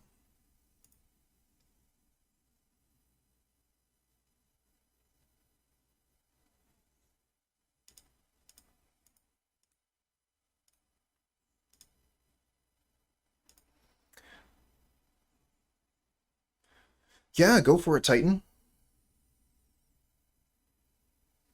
Ask away.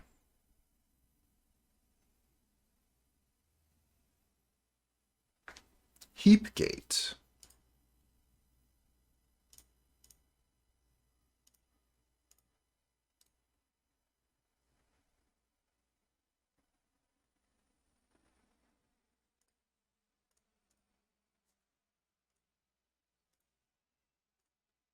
Get rid of their ninja. And let's get in some damage. Take 4. Oh, snuff out. Only take 2. And if they're playing Chainer's Edicts, they might be able to get rid of my Guardian here. No Chainer's Edict. So let's see here. If I activate the Basilisk Gate, I can play Kor Skyfisher. Yeah, that's true. That's true. The snuff out does a bit of damage, huh? So we can actually swing in for 5 here with Guardian of the Guildpact. This can be really hard for them to deal with that.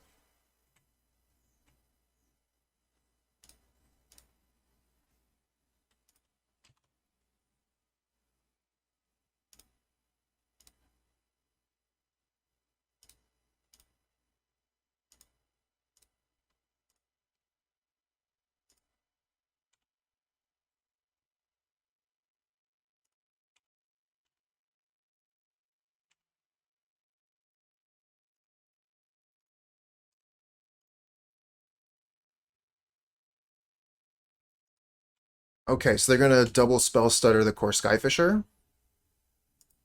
Sure. Have you had issues with chat showing up? My last few streams, I kept getting the message on my stream manager that I'm entering my chat, and then my chat widget wouldn't show up on stream. Anything like that ever happened to you before? Um, hmm. Not really, no. No, it hasn't. I'm wondering if there might be some issues. Like what program are you using for your streaming? And then, are you sure you've got your chat widget on the screen? I'm sorry I'm asking such a stupid question, but that is just like the first thing that comes to mind.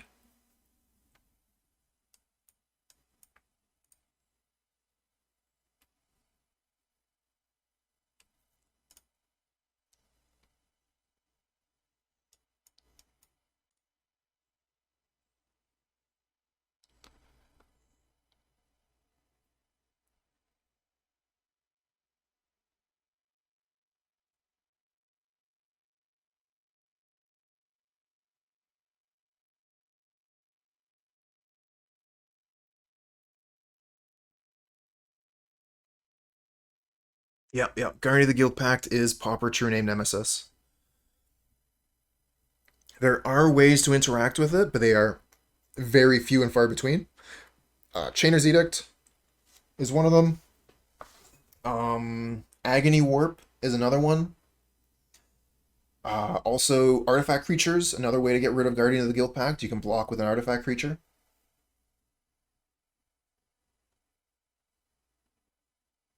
So we're going to get rid of Cathar Commando.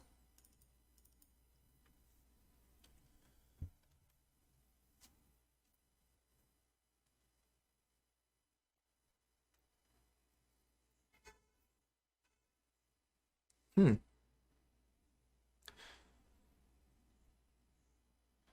I don't know what to tell you, Titan. You might want to,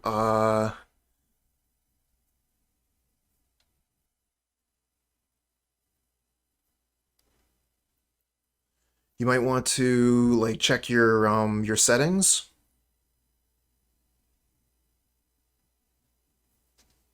Best of luck. I hope that works out for you. A shame that things aren't working too well for you.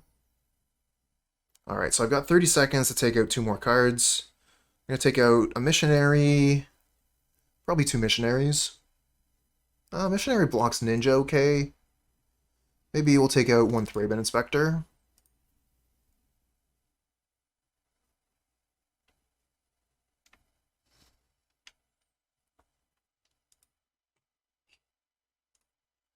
Lots of lands, double Pestilence, which is a little bit too much. We're kind of slow here, but we'll keep it.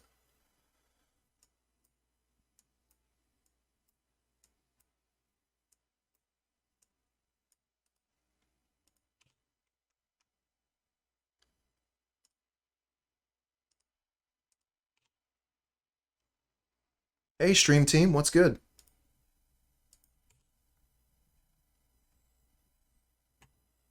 Oh, I'm sorry to hear that. Well, I'm here for you, though. A little bit of Pauper.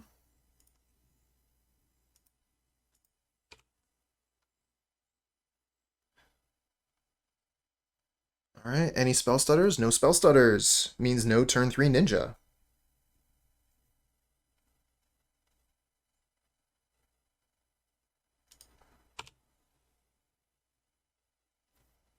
Alright, so they have Counterspell up. Let's go ahead and deploy Inspiring Overseer.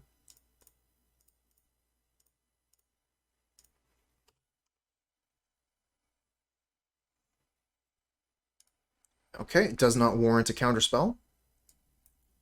They probably have removal spells for it, but we got Omen of the Dead to get it back. Okay, yeah, they cast it down on my turn.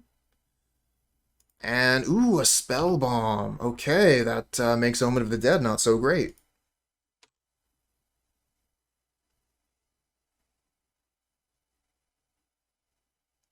Can't play Pestilence onto an empty board.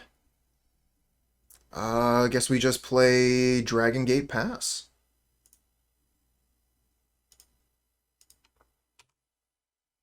Oh, I shouldn't hit 6. I should hit 5. Or, sorry, I should hit 2 or something. I just wanted to make sure, like, if they were going to spell stutter Sprite, I might Omen of the Dead or something in response, force them to activate the Spell Bomb.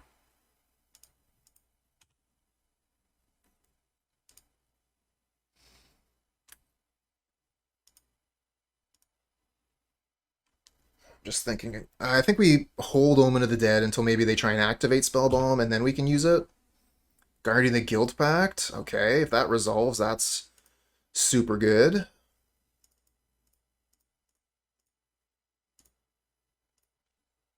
Yeah, they have the counterspell for it.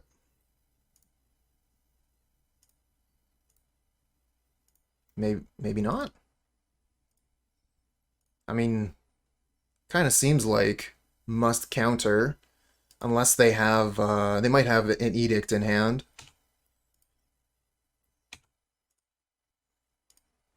Now, if they Edict, we can, Omen of the Dead, because they only have 1 black source right now.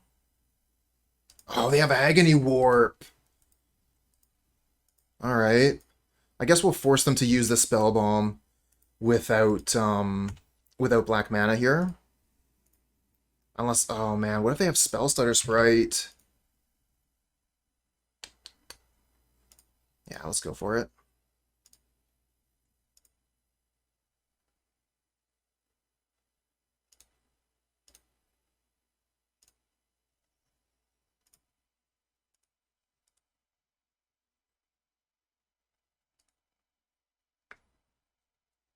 Clock, my life is unfortunately devoid of kimchi. It's a really sad state of affairs.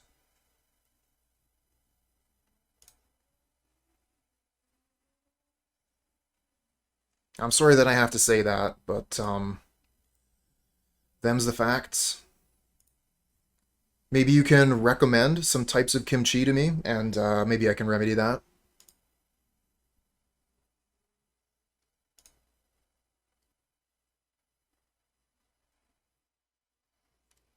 It's like, oh geez, I'm gonna sound totally ignorant here. It's like, fermented cabbage, isn't it?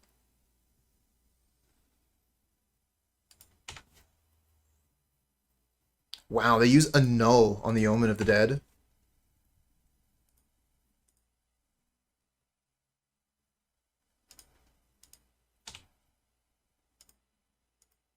Oh, kimchi's delish.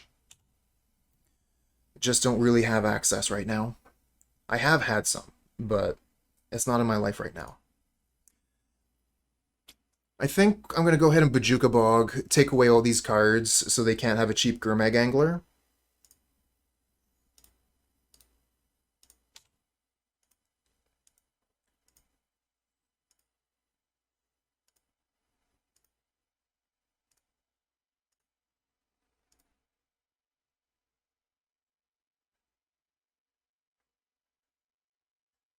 Napa Cabbage and Cucumber. Nice.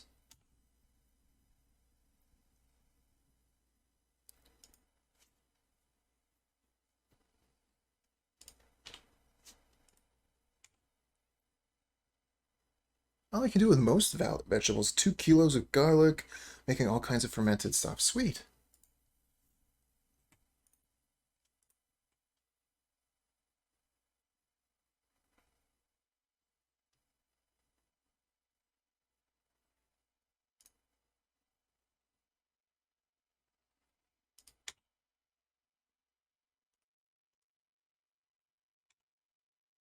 Another Pestilence. That's really something, deck. How about some creatures? That is too many Pestilence.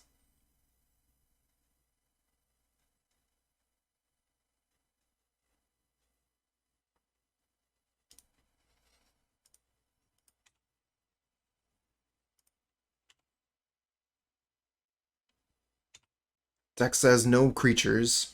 No creatures for me.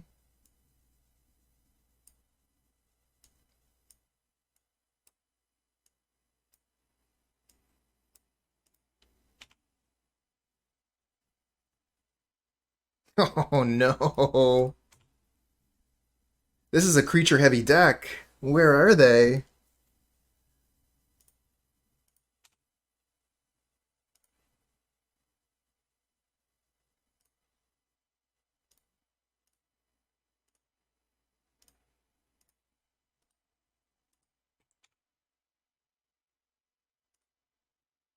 So get rid of the spell stutter sprite there so they can't ninja. There we go. Found one. Overseer. Oh, you're a fan of this one, eh? That's pretty good. Definitely really good. I like the colors and everything, although the original spell stutter sprite is just gorgeous.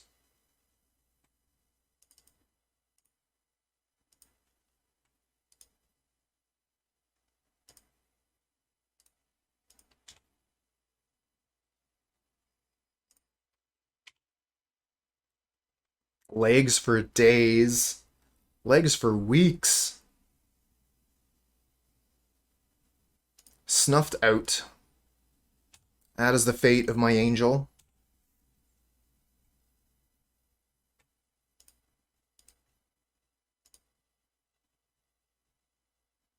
Oh, they're going to play out a ninja. Alright, I got an edict for that.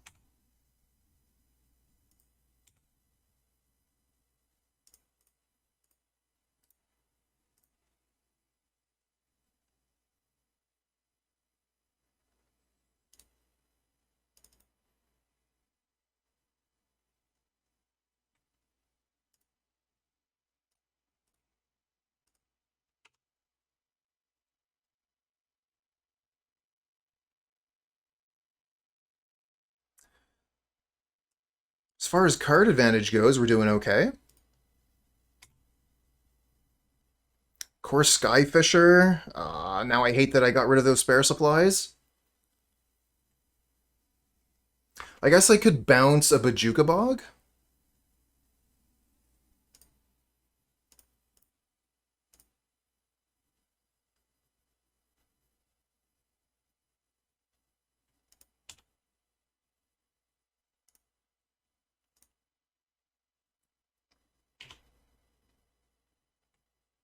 I'm just going to leave the Bojuka Bog in hand.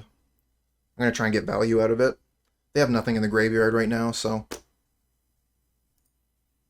snuffed out. Yep. I'm definitely getting pretty close to that point. We've gone through a lot of their removal.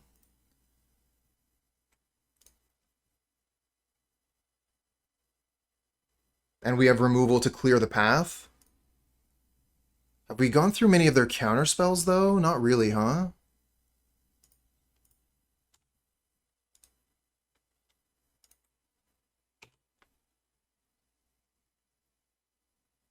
No cards with Augur. We get Basilisk Gate. Let's go.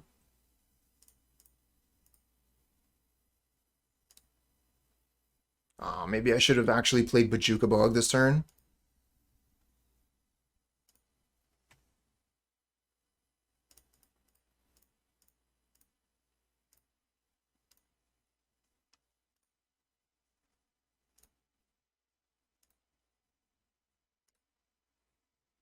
And here's Counterspell.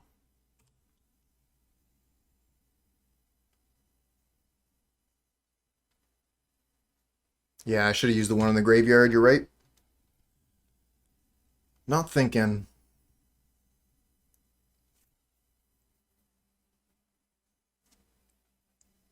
Need to use that stuff between my ears a little bit more.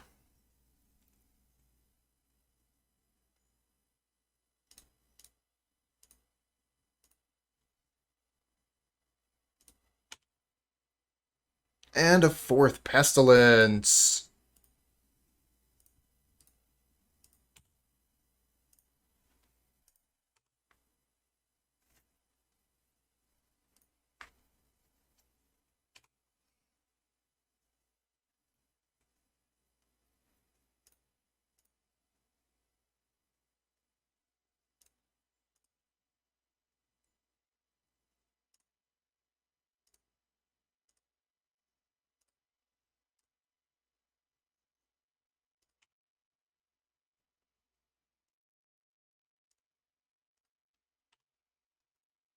One, two, three, four, five. Another snuff out.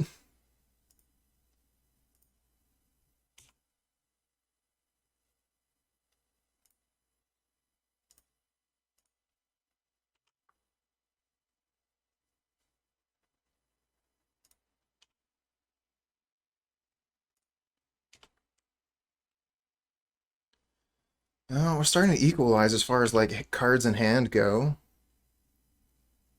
Thraben Inspector into Spell Stutter Sprite feels so bad. They've only used one Spell Stutter. Damn it. Oh well, at least we would be able to Chainer's Edict their creature in the post.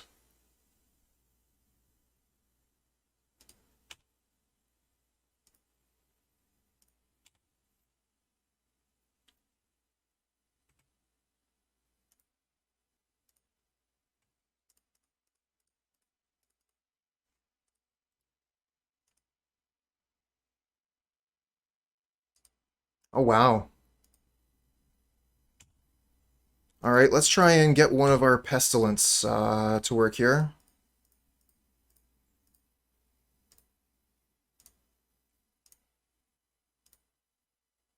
And a counterspell.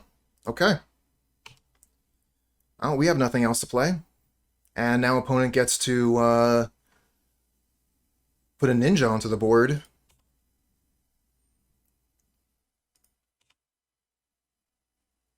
Oh, no ninja. Okay. There goes the spell bomb. Figure you'd spell bomb before combat so you could draw a ninja.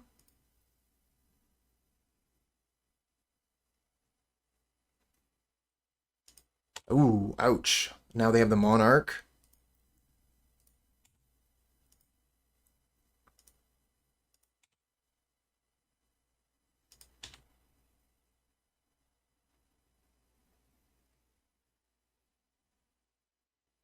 Well, it depends on if they kill us first.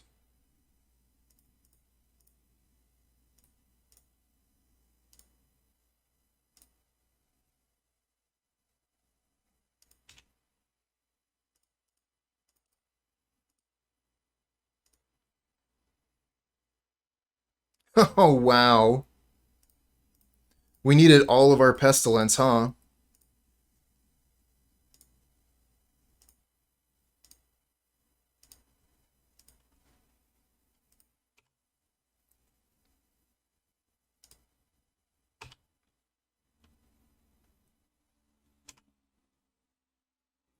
That was wild.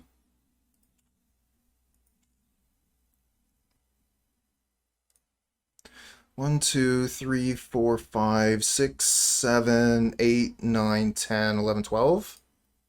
Okay. Yeah, Pestilence might just win this here.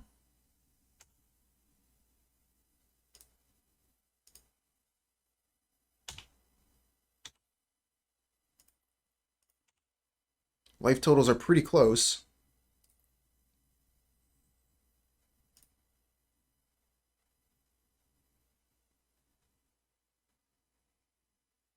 The Gurmag Angler? No, okay, not yet. Spellbomb? No Gurmag Angler. Love to see it. Love not seeing it.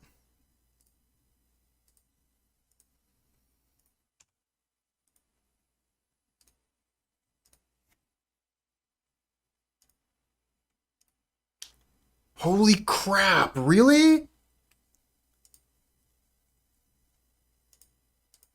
Wow. Okay. Still playing Magic.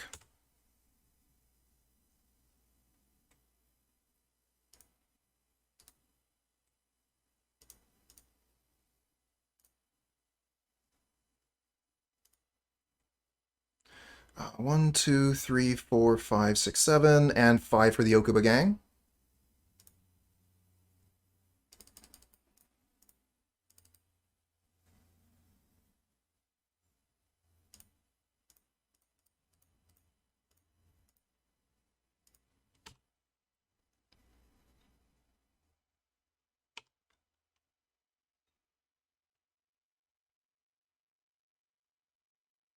And we have 5, 6 gates.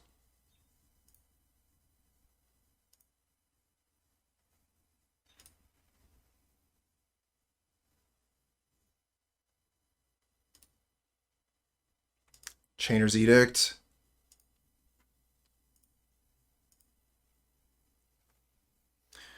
Wild and crazy. That's what this game is.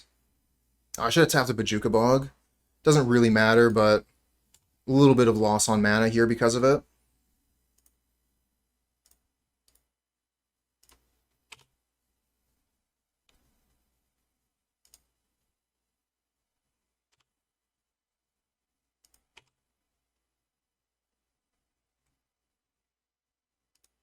Ninja the Deep Hours.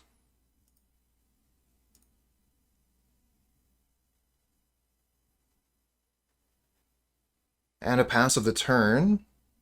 No removal yet.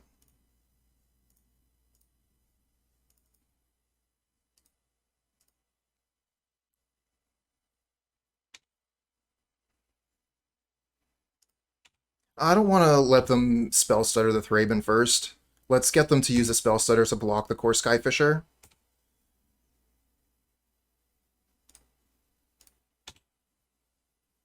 Because that would have been a free counterspell and a block.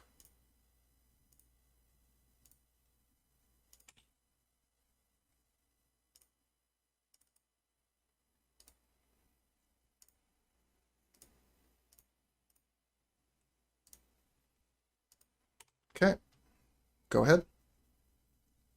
We have a block for their ninja. We have a good attack with Skyfisher.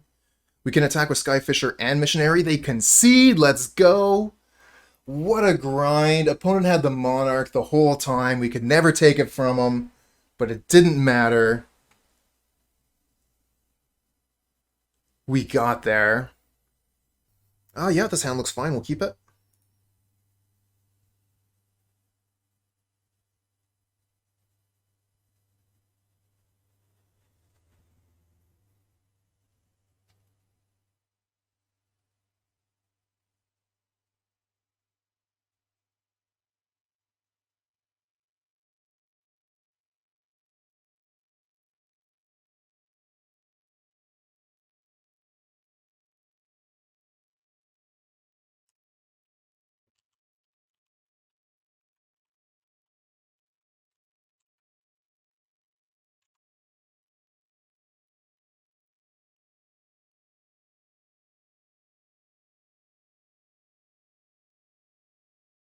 Well, do you have the points blind?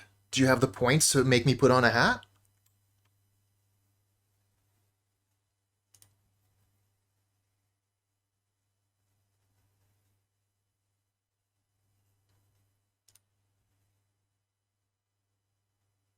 I don't have one just like Lemmy, but I got one. I'll be right back.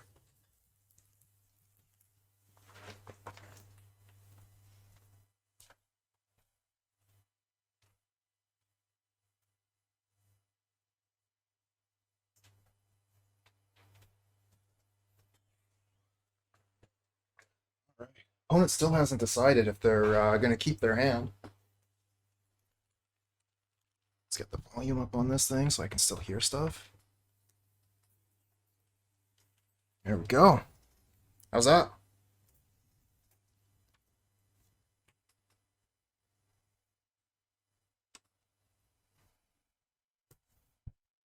Hey, thanks, Clock. I'll be a bit of modern tomorrow. Probably be playing either Hammer Time or Yawgmoth combo.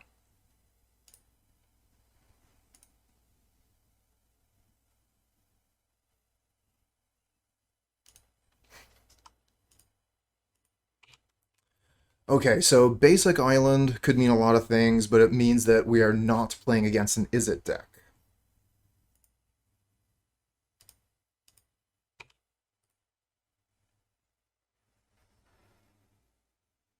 And they're gonna like fetch mountain here. And they do fetch mountain. Why aren't you playing snow? I guess they have no need for Scred. It just seems weird to be playing. Oh, they're Jeskai. Okay, they're Jeskai Ephemerate. Gonna be a really long match. Okay. Their pace of play, they're probably gonna time out.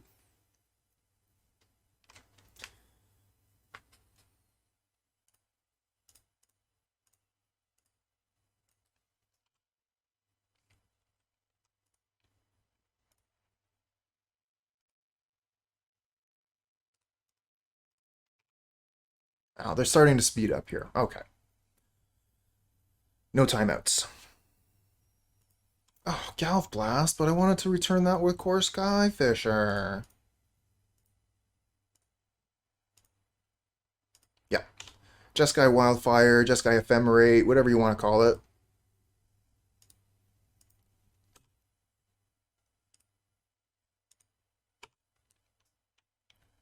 Really strong deck. Bojuka Bog, quite good against it.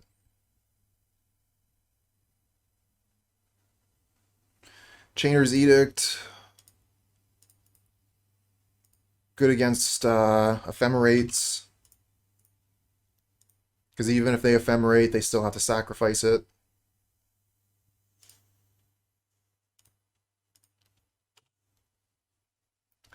Really looking for a Basilisk Gate for these Guardians of the Guildpacts.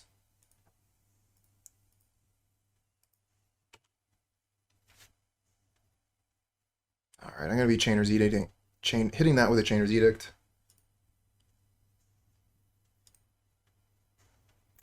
There's the Basilisk Gate. Let's go. Do you want to just play Guardian? Like, we don't have enough mana for Guardian and Edict. But I think they're going to have a really hard time dealing with Guardian plus Gate.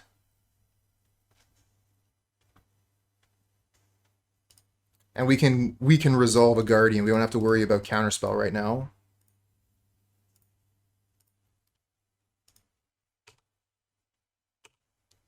And this is a great clock. No blocks. 1, 2, 3, 4, 6 damage. If we find another gate, it's a 3-turn clock.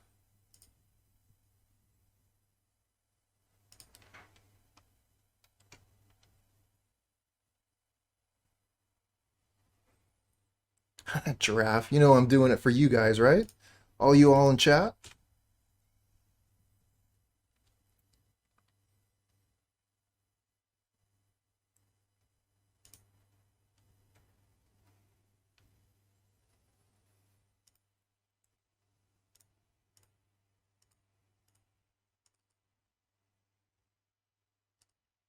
I think you're right. I don't think they have any way to deal with Guardian. I think this is just a a clock to kill with. We still have one more turn to draw a gate to change the clock.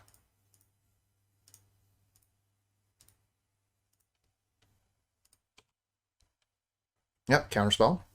That's why we played the Guardian last turn.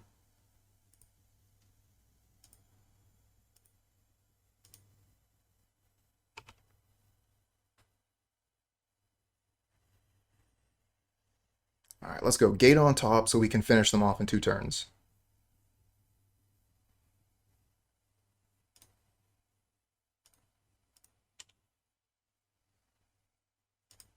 And then they're going to be like, Galv Blast, Galv Blast, Galv Blast, Lightning Bolt, you're dead. Chaomancer getting back, what, Galv Blast? Yep, they're just going for as quickly as possible. We miss. I was really hoping for the gate there to make a quicker clock. I guess we could spare supplies. How much mana do we have? 1, 2, Kor Skyfisher, 1, 2, spare supplies, but then we don't have enough mana to activate Basilisk Gate if we play a gate.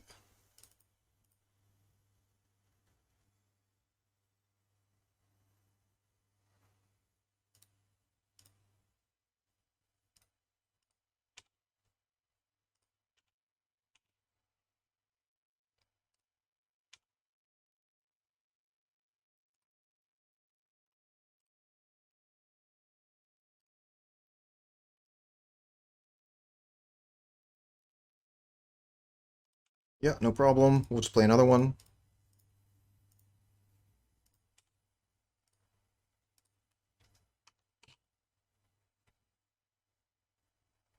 Kappa Cannoneer. I'm not familiar with that one. Okay, Galv Blast on the Kor Skyfisher. That saves us 4 life. Now, there's the gate. 1 turn too late. Put them to 1 with the gate.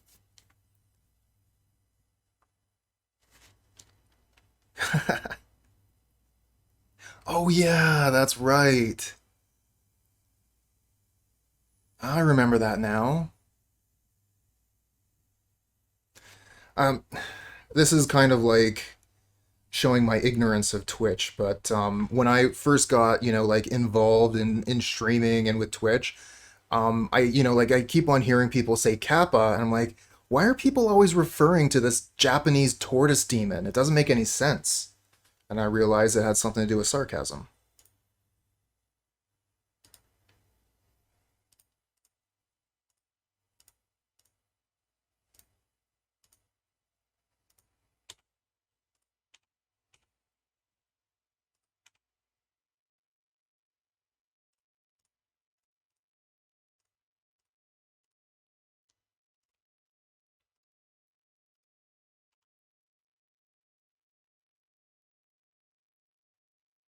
Interesting, Handsome. I suppose we could have tried for that. I hope we don't just die here.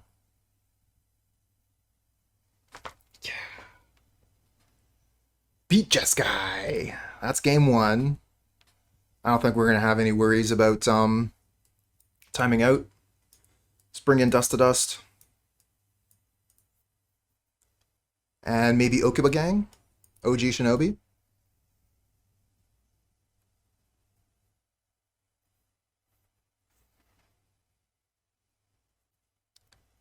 Really like the Chainer's Edict. Not a huge fan of Cast Down. I don't think we need Cathar Commando. This card can probably just be replaced by 2 more Inspiring Overseers, but if we ran up against Affinity, it would be really, really nice to have these to let our Guardian of the Guildpacts pass their 4/4s.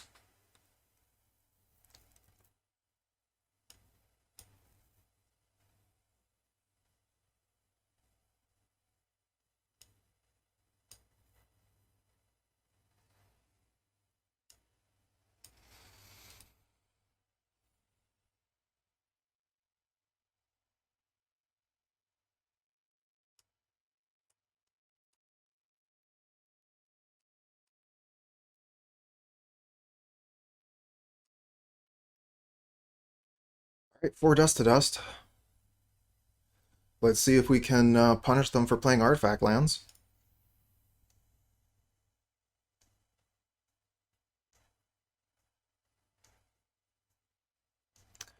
No Dust to Dust. Hand is not very good. I think I'm going to mulligan this one.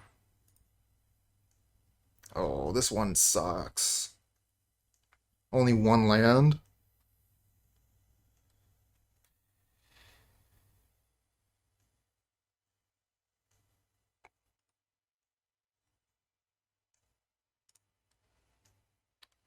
All lands this time? Okay. Yeah, we'll keep this, get rid of the 2 swamps.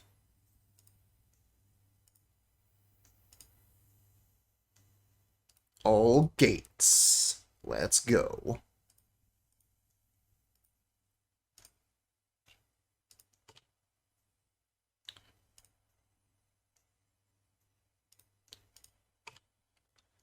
Looked at 3 hands, saw 0 Dust to Dust.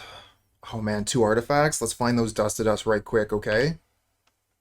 Dust to Dust on top? Not this time.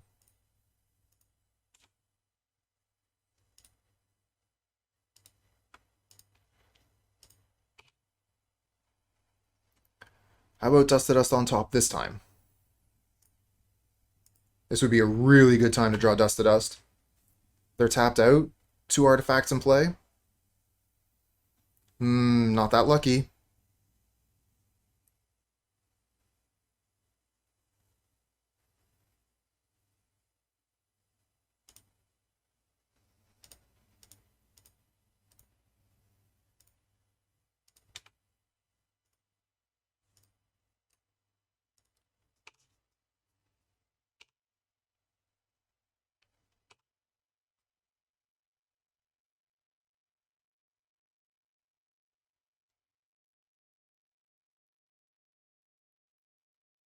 Alright, looks like they're holding up Ephemerate. Come on, come on. Dust to Dust. Show me Dust to Dust.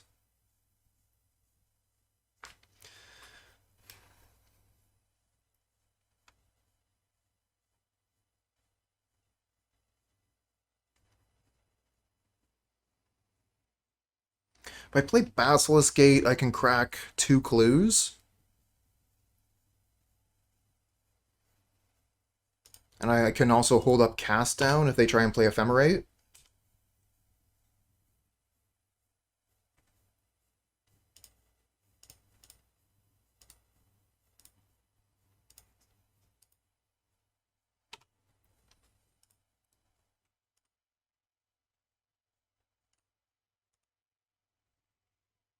Oh, late to dinner.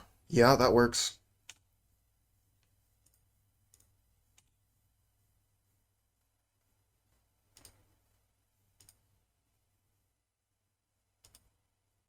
Alright. Well, they got some pretty good lands over there. Let's draw a card. Cannot find Dust to Dust.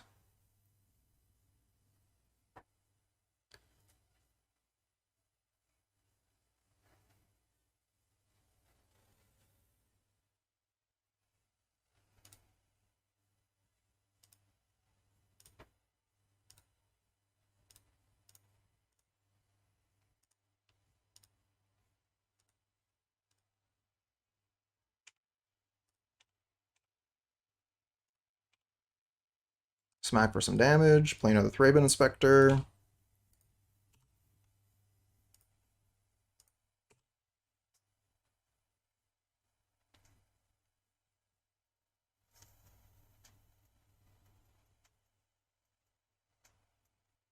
Ooh, Crimson Fleet Commodore.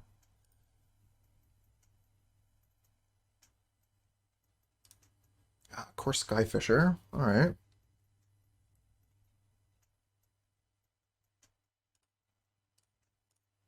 That could be pretty good at taking the Monarch.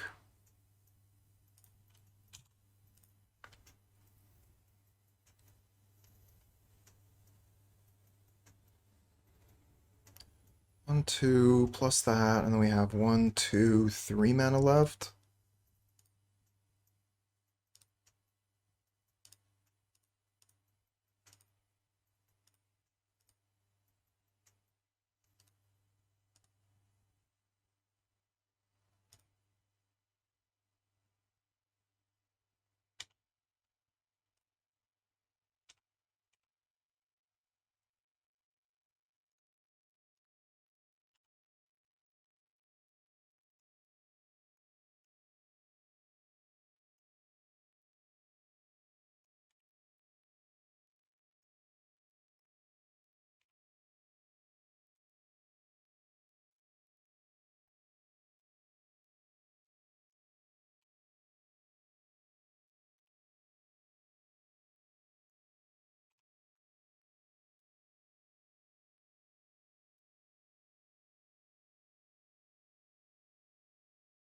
Okay.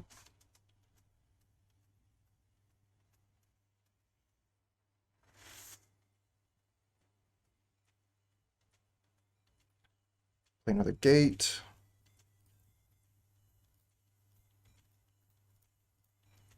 Pump up 2 of our Thraben Inspectors.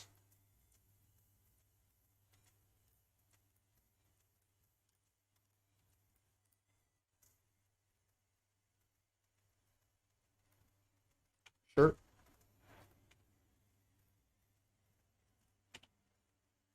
Attack with this and this.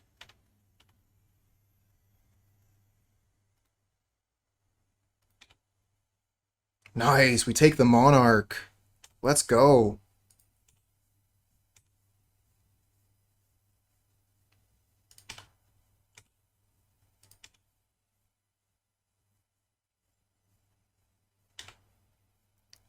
Okay, they attack. No blocks. We'll take 5.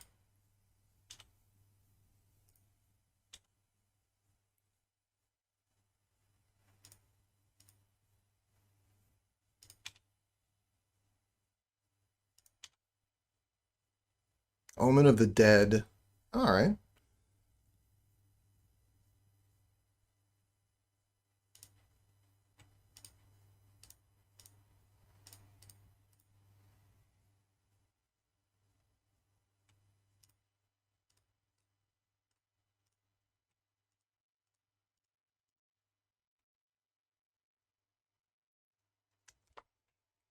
Basilisk Gate is too strong. Oh yeah, this looks fine. We'll keep.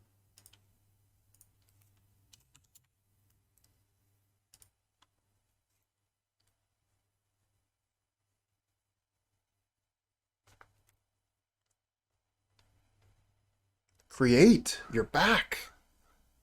Welcome, welcome.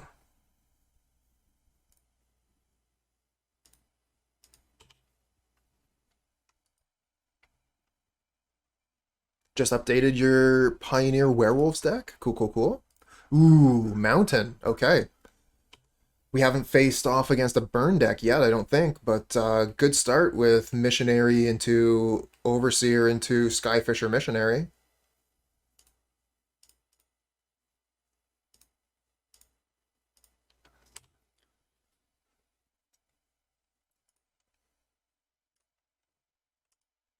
There's a Swift Spear. Do you have a Lava Dart for my Missionary? Nope, nothing. Chainer's Edict. Cool, cool, cool. I think I'm going to go for Overseer, though.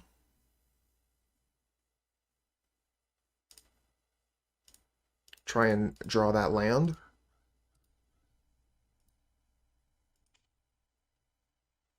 There it is. Not an untapped land, but still a land. No attacks. The game here isn't about dealing them damage, it's about surviving. I think they're hut dogs. I could be wrong. Okay, yeah, they're hut dogs.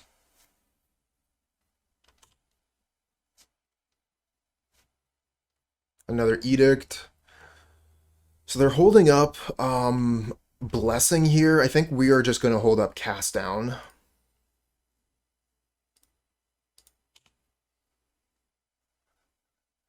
And then next turn we can Edict.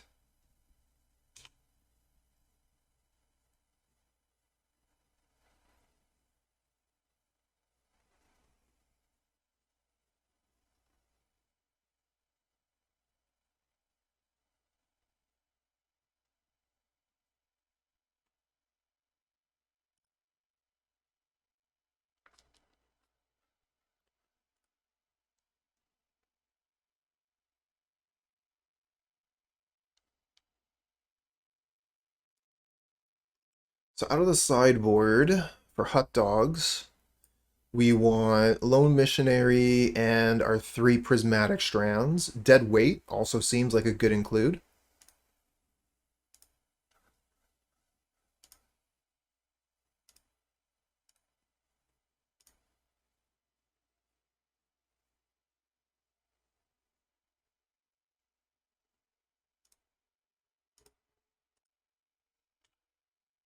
Oh, they found an Apostle's Blessing and a Manamorphose. Tap out, tap out. Oh, awesome. Cast down your Kiln Fiend with Manamorphose on the stack. Got him.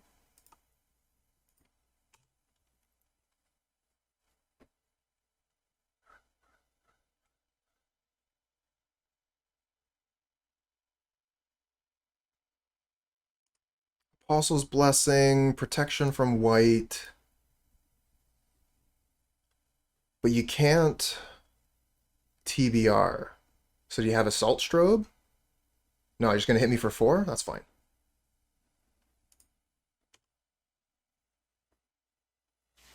Basilisk Gate, let's go.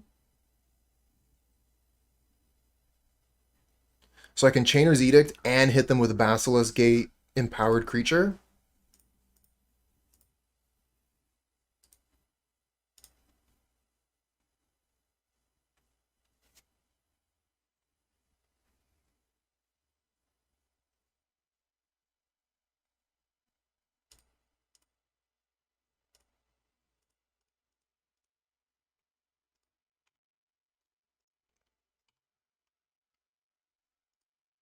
Hit him for 7, down to 11. And they concede. Let's go. Alright, so we want to keep all our removal. I want to bring in Lone Missionary and Triple Strands.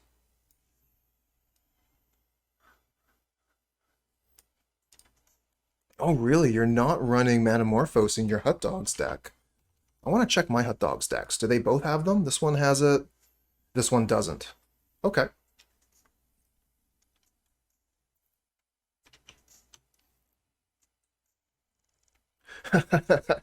I'll make you want to spend so much money on Magic cards. Fortunately, most of this deck is, actually, I should check myself. I own most of the cards, so I wasn't actually looking at the price. Pestilence is expensive. Prismatic Strands are expensive. Custodi Squire is expensive. I don't know about Edicts. They might be cheap. All the lands are cheap now. But yeah, there's definitely some... Oh yeah, and Dust to Dust. Yeah, there's definitely some expensive cards in this one. Alright, so what are we taking out? I think I can take out one Pestilence, take out a Custodi Squire, take out both Cathar Commandos, and then we're there. Is there anything that I have in here that I want? Or rather, can I take anything out of here for another Pestilence? I guess I could take out Omen of the Dead for the 4th Pestilence. Oh, that's right. No, I want dead weights. I want my dead weights. They're really, really important. I need both of those. So I need to take out one more card. Maybe I just take out another Custodi Squire.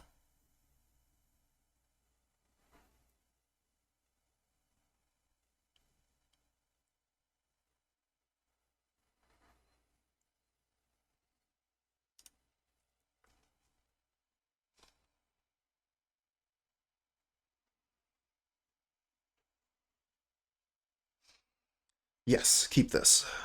As soon as I saw the gate, I was like, okay, we got double removal, we have all of our colors, this hand is great.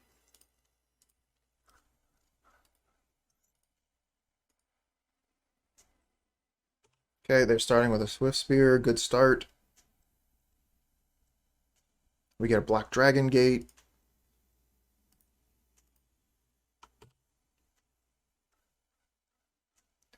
Really dependent on their play here, what I end up doing. If they play turn 2 Killed Fiend, I'm going to cast it down.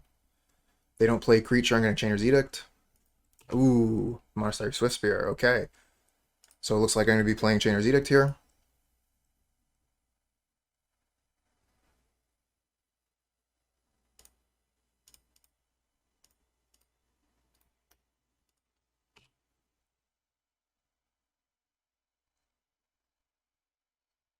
Good play, though. Swift Spear into Swift Spear Crash through. There's a Crasher. If they don't play land, I'm going to take that out with a cast down this turn. No land, so yeah, we're going to cast it down.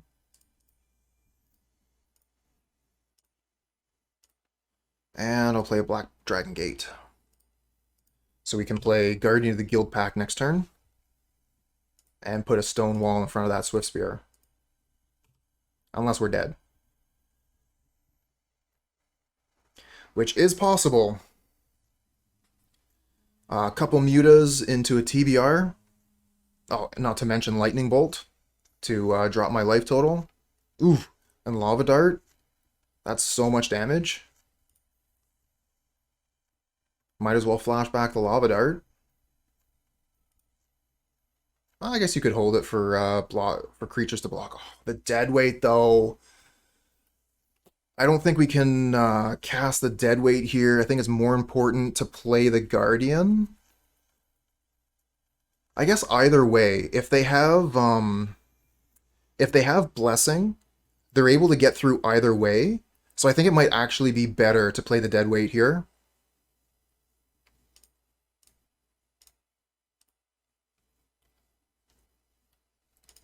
Because this way they play the Blessing on my turn, and they don't get the Prowess trigger that way.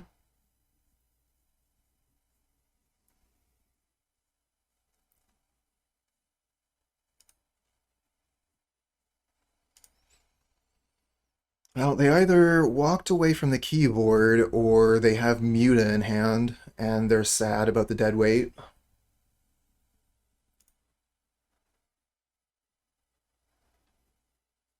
Okay, there's the Apostle's Blessing.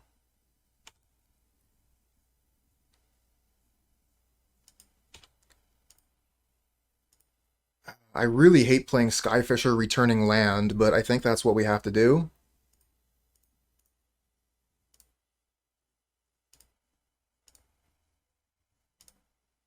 We'll return the Swamp, play Black Dragon Gate.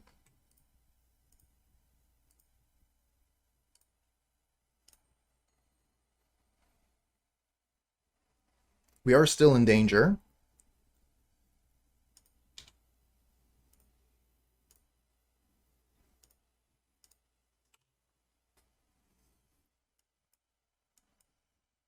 And I'll put a Swamp over here because they know about it.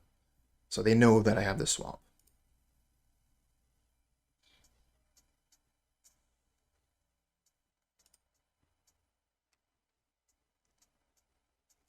Ooh, that is a really, really good draw.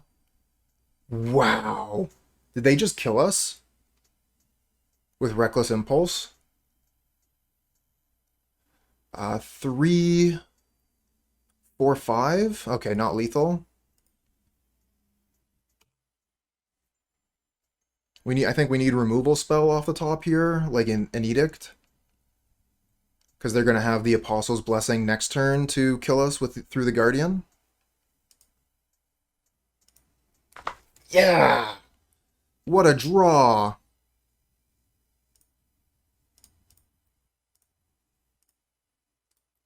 Still dead to Lightning Bolt.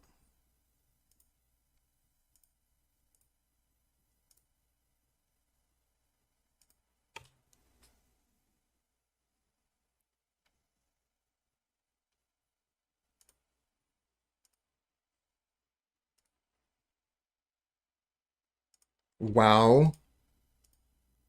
Another critter. Fortunately, that Apostle's Blessing is gone. We don't have enough mana here to even think about Chainer's Edict yet. Let's just play Guardian of the Guildpact and Citadel Gate.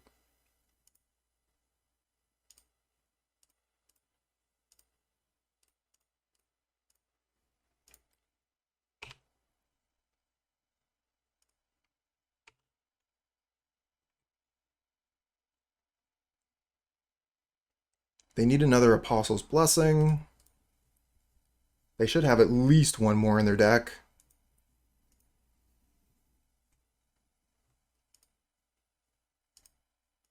Lava Dart, down to 3, and Bolt to kill. Oh, TBR. There we go. We're dead. Good job, opponent. Well played.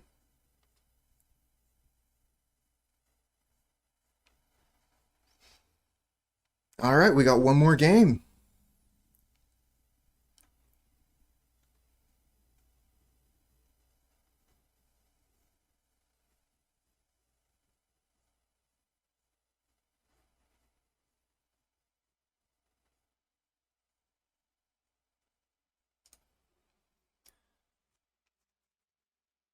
Let's get that 4-1.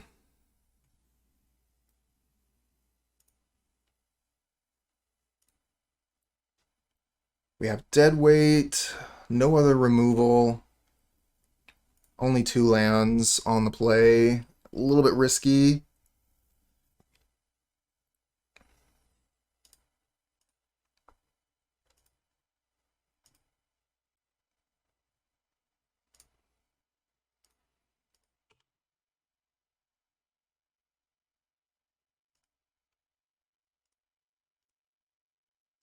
Turn 1 Swift Spear once again. We got the deadweight for it.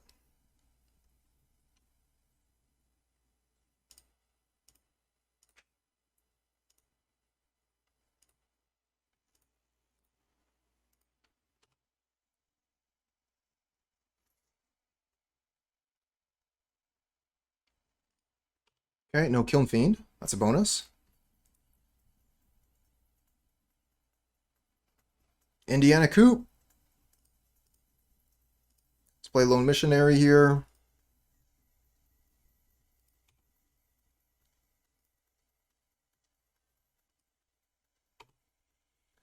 Yeah, deadweight would be really nice to hold on to, but like it was just such a opportune moment. I rent cards from Card Hoarder.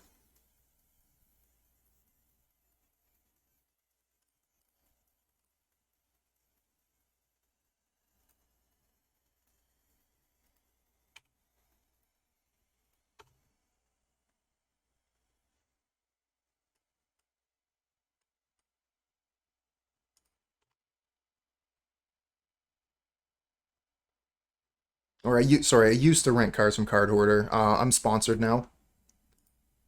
I rented from them for a year, and I think I've been sponsored for nearly a year, maybe like 9 or 10 months.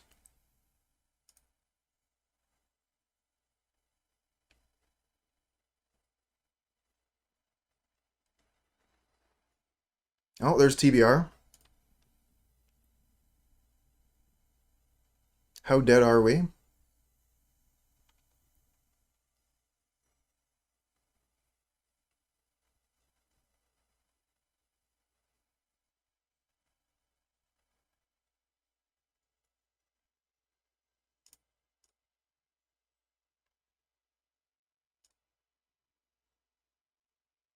We're so dead.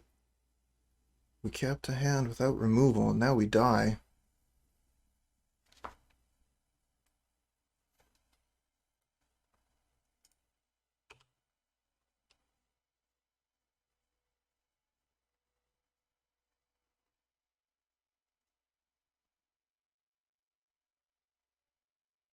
Opponent is going to show us the power of hot dogs.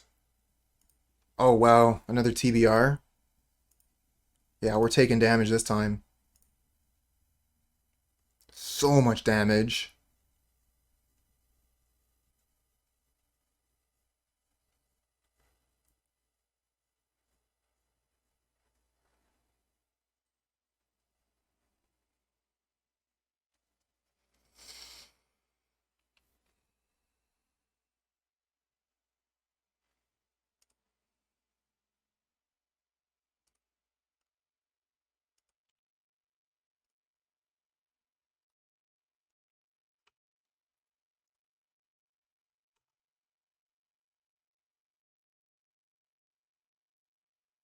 And crash through.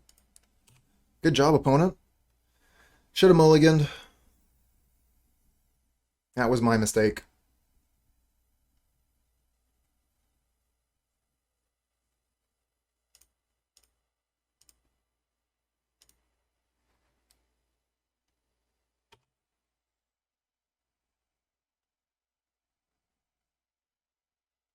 GG.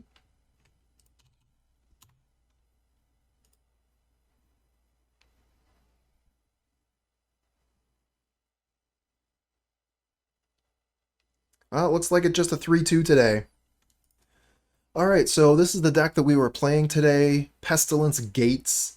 Had a lot of fun with it. Really, really, really did. I think that the gates are just a fantastic option in Pauper. Basilisk Gate, turning any creature you have into a must-kill threat. And then with Omen of the Dead, to be able to continuously rebuy our creatures thanks to Kor Skyfisher. I feel like this deck has a lot of grind to it, which is where we want to be with this. And then if we're facing off against opposing gate decks, we have Pestilence to be able to continuously take their creatures off the field. So we don't have to be relying on drawing removal spell after removal spell, turn after turn. You know, we just have our enchantment that takes care of them all the time forever. So big thanks to He Who Is in the Water for designing the spell base of the deck, which I took from MTGO Goldfish, and then just threw some gates into it, and the deck is working great. I love this. I think that I am definitely going to be playing it again soon. A ton of fun, really powerful. Highly recommend this deck. I think that this is going to be very, very good moving forward.